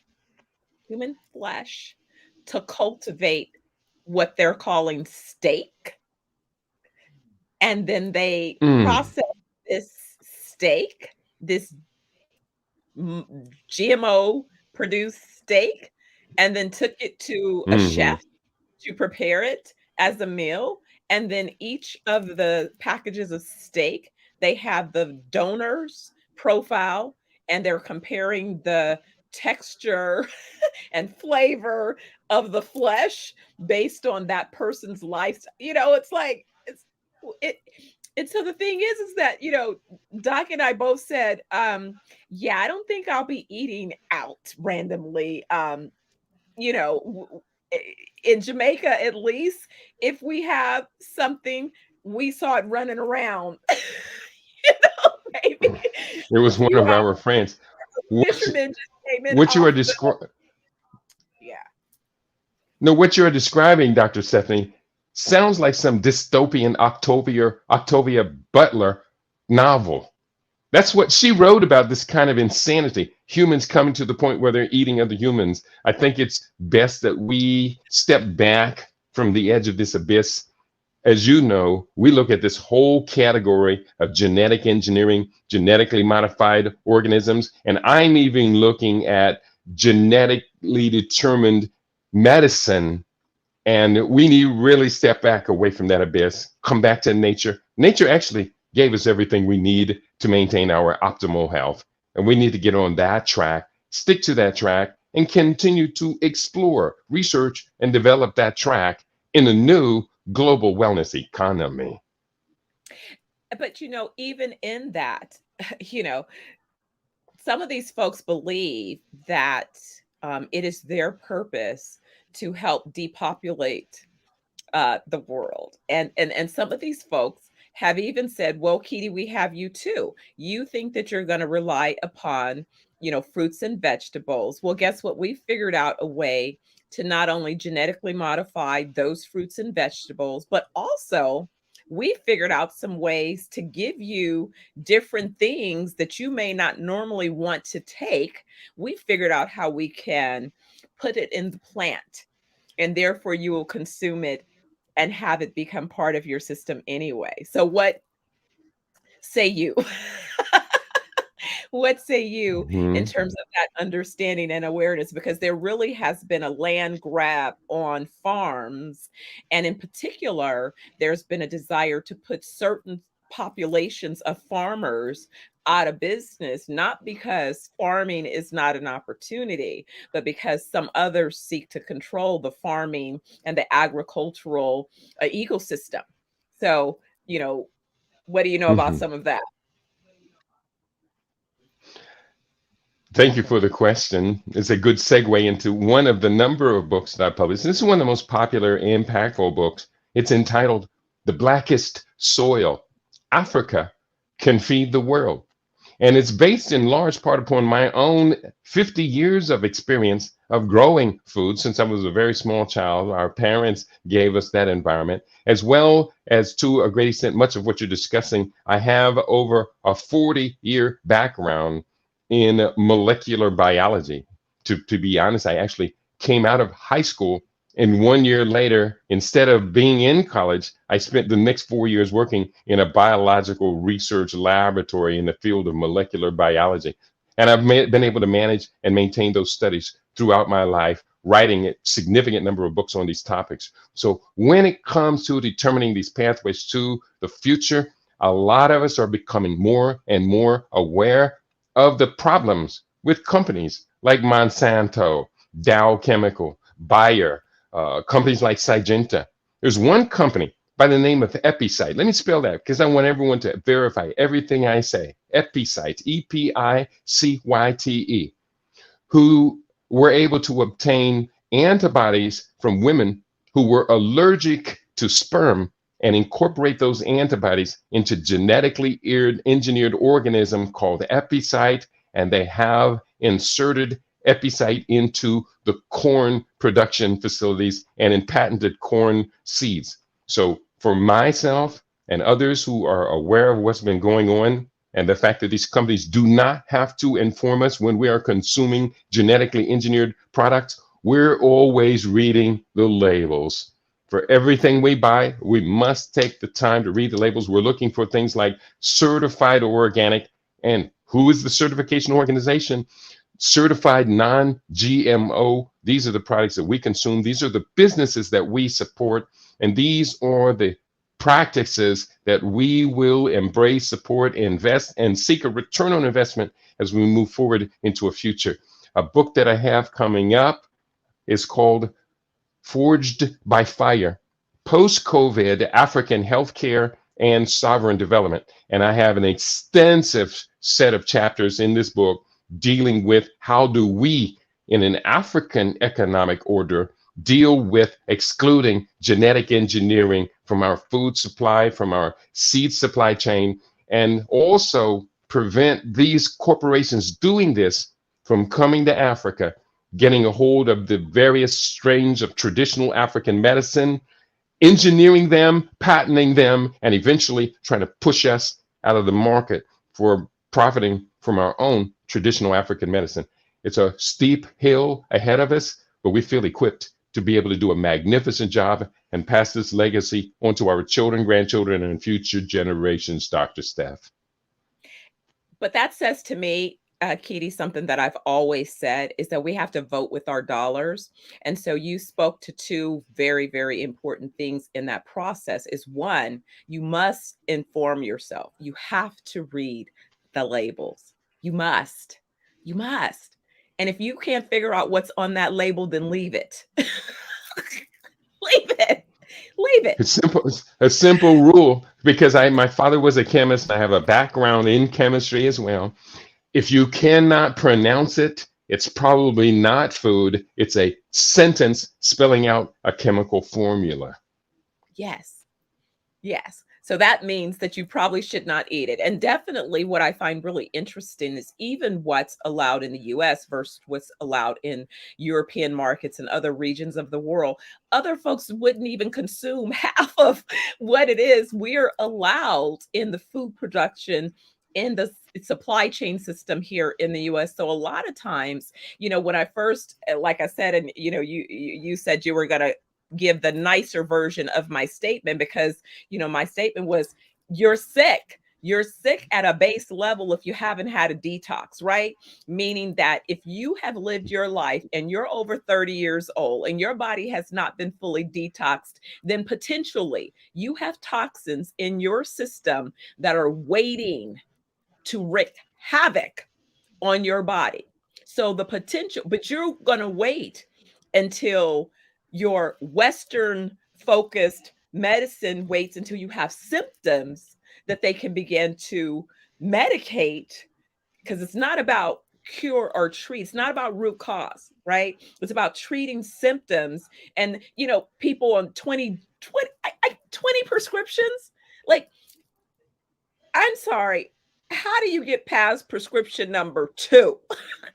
I can't even get to prescription number 1, but to 20, like, what part of your brain has to shut off to go, it's okay for me to take 20 prescriptions indefinitely and think that somehow or another I can sustain my wellness? I frequently speaking with my clients. I again work as a clinical nutritionist, and I speak to clients who are having all kind of issues, and I ask them, "Are you presently on any medications?" And they're reluctant to admit it. Sometimes by the time they finish admit it, I think I had one client was on 17 medications. I couldn't hold it back. I just said to her, "Your body is a dumping ground for pharmaceutical companies to dump their products and be able to extract money out of the system because they use your body as a vehicle." Now, of the 17 medications, 5 of them were just one problem: hypertension, high blood pressure. Now, here's the thing: people need to take this seriously. If your doctor or doctors, because in her case, she had multiple prescribing doctors, if your doctors are putting you on more than one drug for the same fix and it doesn't fix the problem, if an auto mechanic treated you like that, they would get fired immediately. Why do we tolerate this behavior from healthcare professionals who literally have license to take our lives, and the only penalty they have to pay in the overwhelming majority of cases is very high insurance premiums? And when we start to talk about the relationship of the insurance companies to the medical industries, there are several critical understandings there that we must have, one of which I'm going to share. In the aftermath of the pandemic and the injection or vaccination mandates, the insurance actuaries have determined that in the second and third quarters of 2021, the rate of death between American workers between the age of 18 and 64 died at an increased 40% rate in the aftermath of that mandated injection. They also said that a 10% rise in a decade would be a century-long event, but a 40% rise in people who had taken this injection in just 2 quarters of 1 year, that was a scandalous emergency, which has largely been held away from us from news media and the medical industry pronouncements. Quite simply, we need to know this information. Not only know this information, because what I hear and what I see when I look at traditional media is that they're still pushing and encouraging people. I'm listening to people who have, encounter multiple, instances, and in fact, are rushing to continue to, be suspects or prospects, for these injections. And so at some point, I wonder, when is it that one stops and begins to realize that your body is a temple and that it was made to function perfectly? The basic things, when I go through your prevention steps for preventing stroke, right? We're not talking about anything that's out of reach. Breathing, water, picking the right type of food, sleep, exercise, detoxify, and making sure that you have some psycho-spiritual orientation. So to me, that sounds like mind, body, and soul, right? That's what we do at our wellness resorts. But it sounds like this is not, you're not telling someone that they need to do anything that's significant. This is not brain surgery. These are some basic foundational things that are easily, we could teach this to 5-year-olds, right? And put them on a path for wellness and awareness to be able to understand the value of their bodies, and in fact, I encouraged that. I started educating my son when he was 2 and 3 years old about his little body, Mhm. and because I wanted him to know that he had to be aware of. And so I wanted him to know my why. I didn't want him to consume sodas. I didn't feed him fast food from, these places. And I wanted him to know my why. And it was important because then when he would be with other folks who would try to go, well, your mom's not here, so you could have whatever. And he'd go, no, I don't want it. And the people would be shocked. Like, Mhm. "Oh, kid, do you not want McDonald's?" He said, no, my mom, she told me why. I don't want that in my body. So My very body. true. What you are describing reminds me of a phrase that you probably hear me say quite a bit. The future belongs to those best prepared to create that future today. So congratulations, Dr. Stephanie. You have, through empowering your son to be distinct about what goes into his body, you have empowered his grandchildren as well. That's the future that we want. And that's the gift. Now, although my mother died prematurely, it wasn't because of lack of interest. My mother introduced me to Back to Eden when I was 9.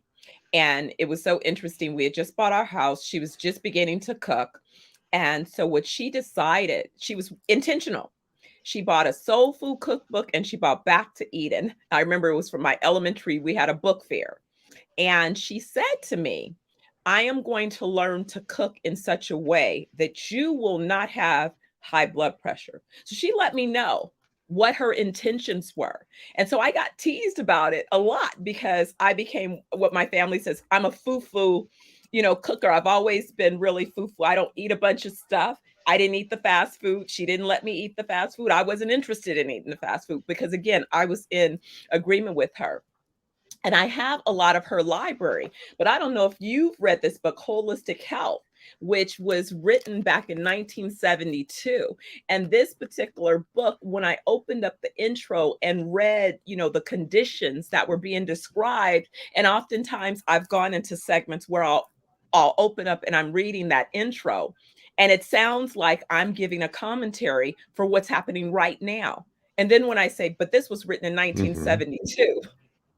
So what have we done to advance from that point? All we've done is spend more money on chemicals and the increased in consumption of chemicals, but not going back to the basic root cause and understanding what it takes to create an environment of wellness within our bodies, but also setting an intention so that we are focused on those things. People say it's hard to eat healthy. No, it's not. It's no harder to eat healthy than it is to eat junk. It's a choice. What say Mhm. you?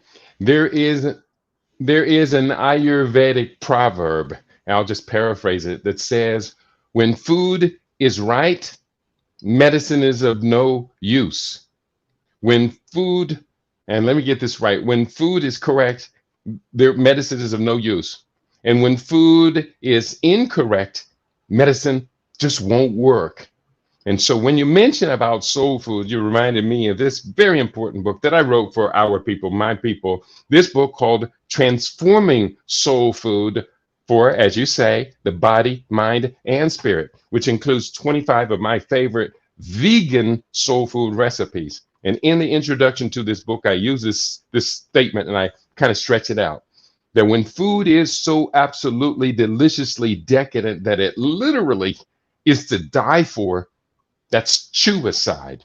And chewicide is a word that I have introduced into our broader conversation. I'm proud to have discovered that word. I wasn't the inventor of the word, but I adapted it to the nutritional regime, chewicide. But when we look at traditional soul food dishes, and in the book, I analyzed the top 20 most popular soul food dishes, all 20 of them were toxic, all 20 of them. So therefore, when we look at environmentally modulated basis for illness, much of which we saw during the pandemic era when some 29 comorbidities were part of the the morbidity mortality profile of COVID-19. And we asked the question, why inside of America, which had the highest percentage of all of the developed countries of COVID morbidities and mortalities, illnesses and deaths, why inside of America, which had the highest in the world, did we see, comparing Black people to white people in America, a death differential that at the lowest was 218% higher, as reported by Susan Rice, or at the highest, according to my calculations, our death differential compared Black to whites inside of America was 260%. So we have to ask the question, could it be the things we do, the lifestyle choices? Could it be the food and our lifestyle habits? And you know the answer to that question, Dr. Stephanie. Yes, beyond a shadow of a doubt. Now let's put solutions into place. Yes, absolutely. So let's talk about some of those solutions, because again, I'm always about, we understand what the situation is. We don't need to beat it to death. What are some actual solutions? So in the stroke prevention, again, I ran through your list. When you talk about breathing, people may just miss the general conversation about breathing, but what are we talking about when you're talking about breathing? What happens with our breath that may put us at a risk? We do know beyond the shadow of a doubt of the conditions that increase the risk of stroke, hypertension is definitely one of them, high blood pressure. Most of us, when we get our blood pressure taken, we go to the doctor's office, they'll cuff us one time. The problem is that because you're kind of anticipating or anxious about getting your blood pressure taken and what they're going to tell you, that first time you do a blood pressure cuffing, it's always going to be high. I recently purchased a blood pressure cuff, even though I've never had any problems with hypertension. I just wanted to have it handy and learn further about what this process is. And I find that if I do deep breathing, meditative exercise while doing my blood pressure, and if I cuff myself 1, 2, 3, 4, 5, 6 times in a row, initially the first cuff, the first systolic reading might be as high as 140. Or if I've just finished exercising, it can reach 200. But if I continue to do deep breathing and redo that blood pressure monitoring time and time again, I saw it go. The other day I did a couple of hundred push-ups, and then I cuffed myself, and in 15 minutes, it went from 191 down to 117. So that's one of the big mistakes. We don't know how this blood pressure cuffing works, but it's also the breath. Management of the breath is the first of the 7 principles that allow us to live full, healthy, non-disease life. Just management of the breath. I'll give you one example.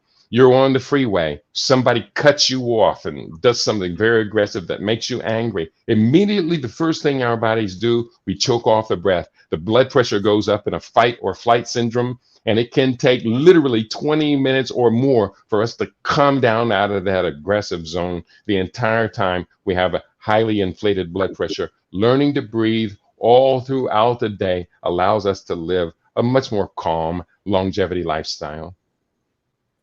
It's amazing because, in fact, that was one of the things that I realized. So I have been challenging a few people, especially in alignment with our 420, is that to set their timer on their phones for 20 minutes, and every 20 minutes, take a 4-minute pause for a meditative break. Get up, step, move, breathe,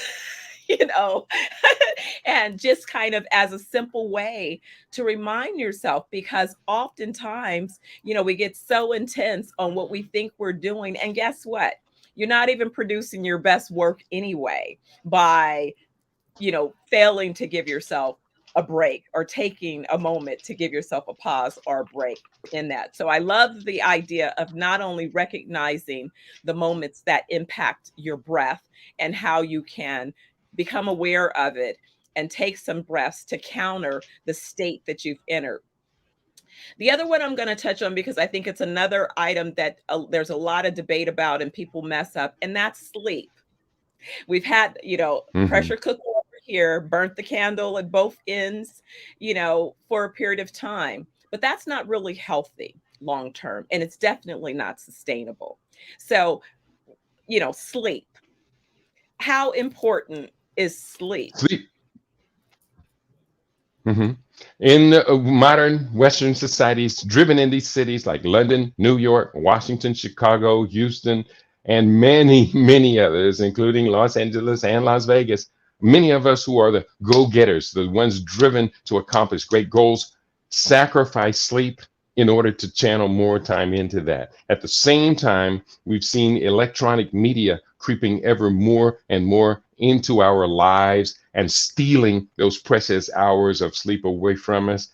Sleep deprivation is an epidemic. It's a pandemic, a global pandemic, and the consequences of sleep deprivation are far, far, far greater than what the overwhelming majority of people have come to understand. Now, as you understand, I will have to break away in just a couple of minutes. I have a regularly scheduled broadcast that I do on LIB radio, but I just want to leave people with a couple of very, very powerful ideas. For one, we talked about earlier. Too many people of our society have just resigned to poor health as if this were the inevitability of aging or perhaps the supreme will of a divine creator.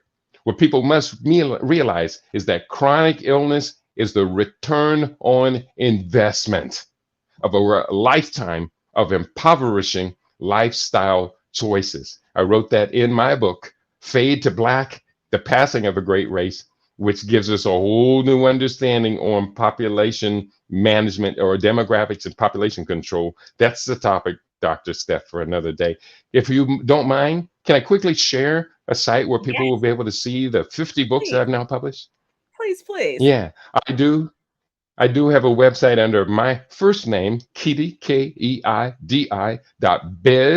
And once you get to Keidi.biz, you see any of the books on the front cover, it'll take you into a long catalog of books. Again, we have 50 books now published. The most recent one you were talking about earlier, Miracle on 2 Feet, Stroke Prevention and Recovery. I have another book. I think I'm going to finish it today. 1 week after that book comes out, the new one is called The Future of the Global Wellness Economy, where we're expecting $2 trillion to show up in the next 4 years in the expansion of the global health and wellness economy. Dr. Stephanie, I know you have a plan. I have a plan, which is why we are working together. But here's the question I ask of people. I ask of you two brilliant Dr. Grant. If you know where $2 trillion, okay, well, now you're a doctor until I stop talking. Okay, if you know where $2 trillion is expected to show up in the next 4 years, how much of that $2 trillion does your plan aim to capture? That's what the task we have before us. Dr. Stephanie, it's such an honor and a pleasure collaborating with you. And to be on this Black Business Olympics, this Black Business Expo, is an honor that I take to heart. Thank you all. Keidi.biz, find me, let's build together. And Amazon has 44 of my books up in their catalog, Awesome. Thanks, awesome. Master Chef Keidi. Thank you so much. It's always an honor to have and share time with you, and especially to be able to share your messages with the world. All right. So be well and peace now. Genius. Thank you. Wow, Hey, it was wonderful. Yes.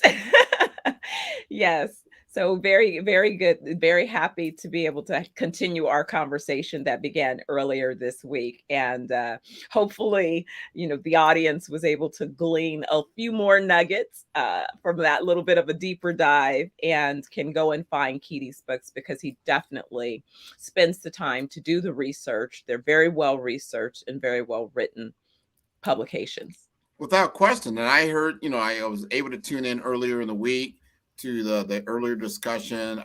What you're talking about is so important. And I always use the analogy like this. So let's say you have a premium car. There's certain premium cars that use high octane, right? They use 93 when you pull up to the gas station. That's the octane level. Well, what happens if you put the 87 in, the lower grade in?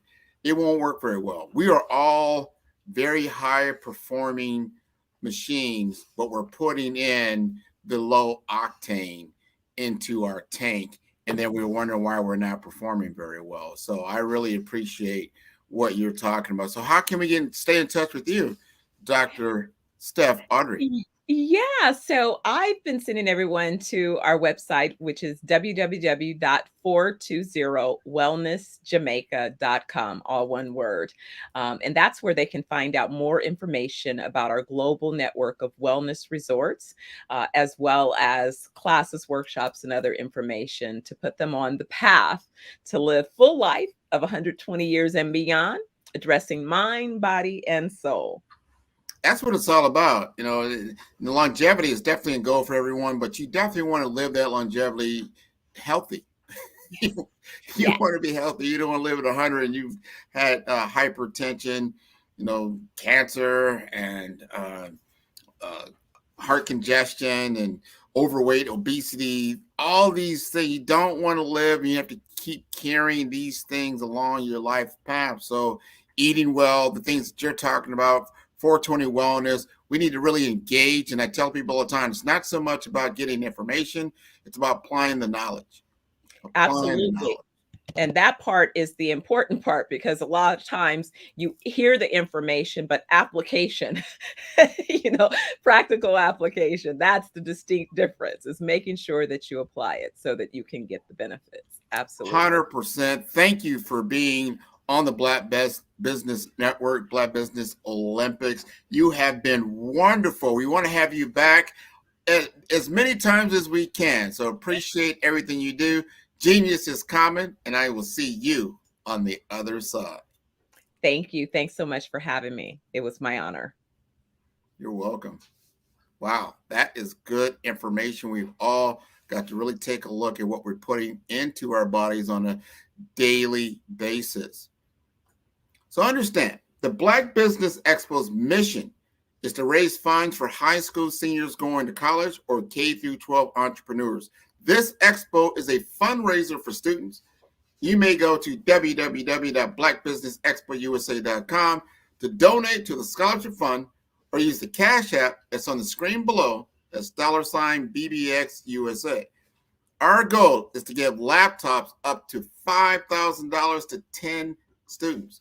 Students can register online at www.blackbusinessexpousa.com. Every dollar counts. So we want to remind you to donate to the scholarship fund. We want to thank our Black Business Expo USA sponsors for July 2023. NC100, Moody Capital Partners, Suede Soul, Lotus Rocher Coaching and Training, Carolina, Virginia Minority Supplier Development Council, Staff Management, BHS and Associates, Margie McLean Foundation Incorporated, Genius is Common, Earth Essentials, Milani Shiny Global, Executive Women's Success Institute, the Quality Coaching Company, Superwoman Business Services, Creative Force Studios, Lee Entertainment, Artistic App Design, Black Business USA. Genius is Common. I'll see you on the other side.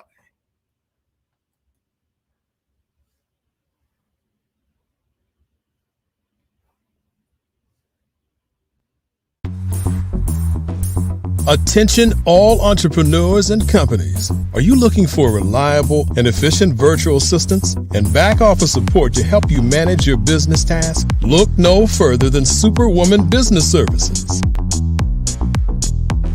Our team of virtual assistants provides a full range of administrative support services, including operations management, social media marketing, and much more. We also offer website design services to help you create a professional online presence that reflects your unique brand. In addition to administrative support and website design, we offer business development and structuring services to help you grow your business and achieve your goals. We'll work closely with you to identify areas of improvement and develop a customized plan to help you reach your full potential. At Superwoman Business Services, we understand that running a business can be overwhelming and time-consuming. That's why we're here to help you fly high and achieve success. Our virtual assistants are highly skilled, experienced, and dedicated to providing you with the support you need to thrive. Come fly with us and take your business to new heights. Let us help you become the superhero entrepreneur you are meant to be.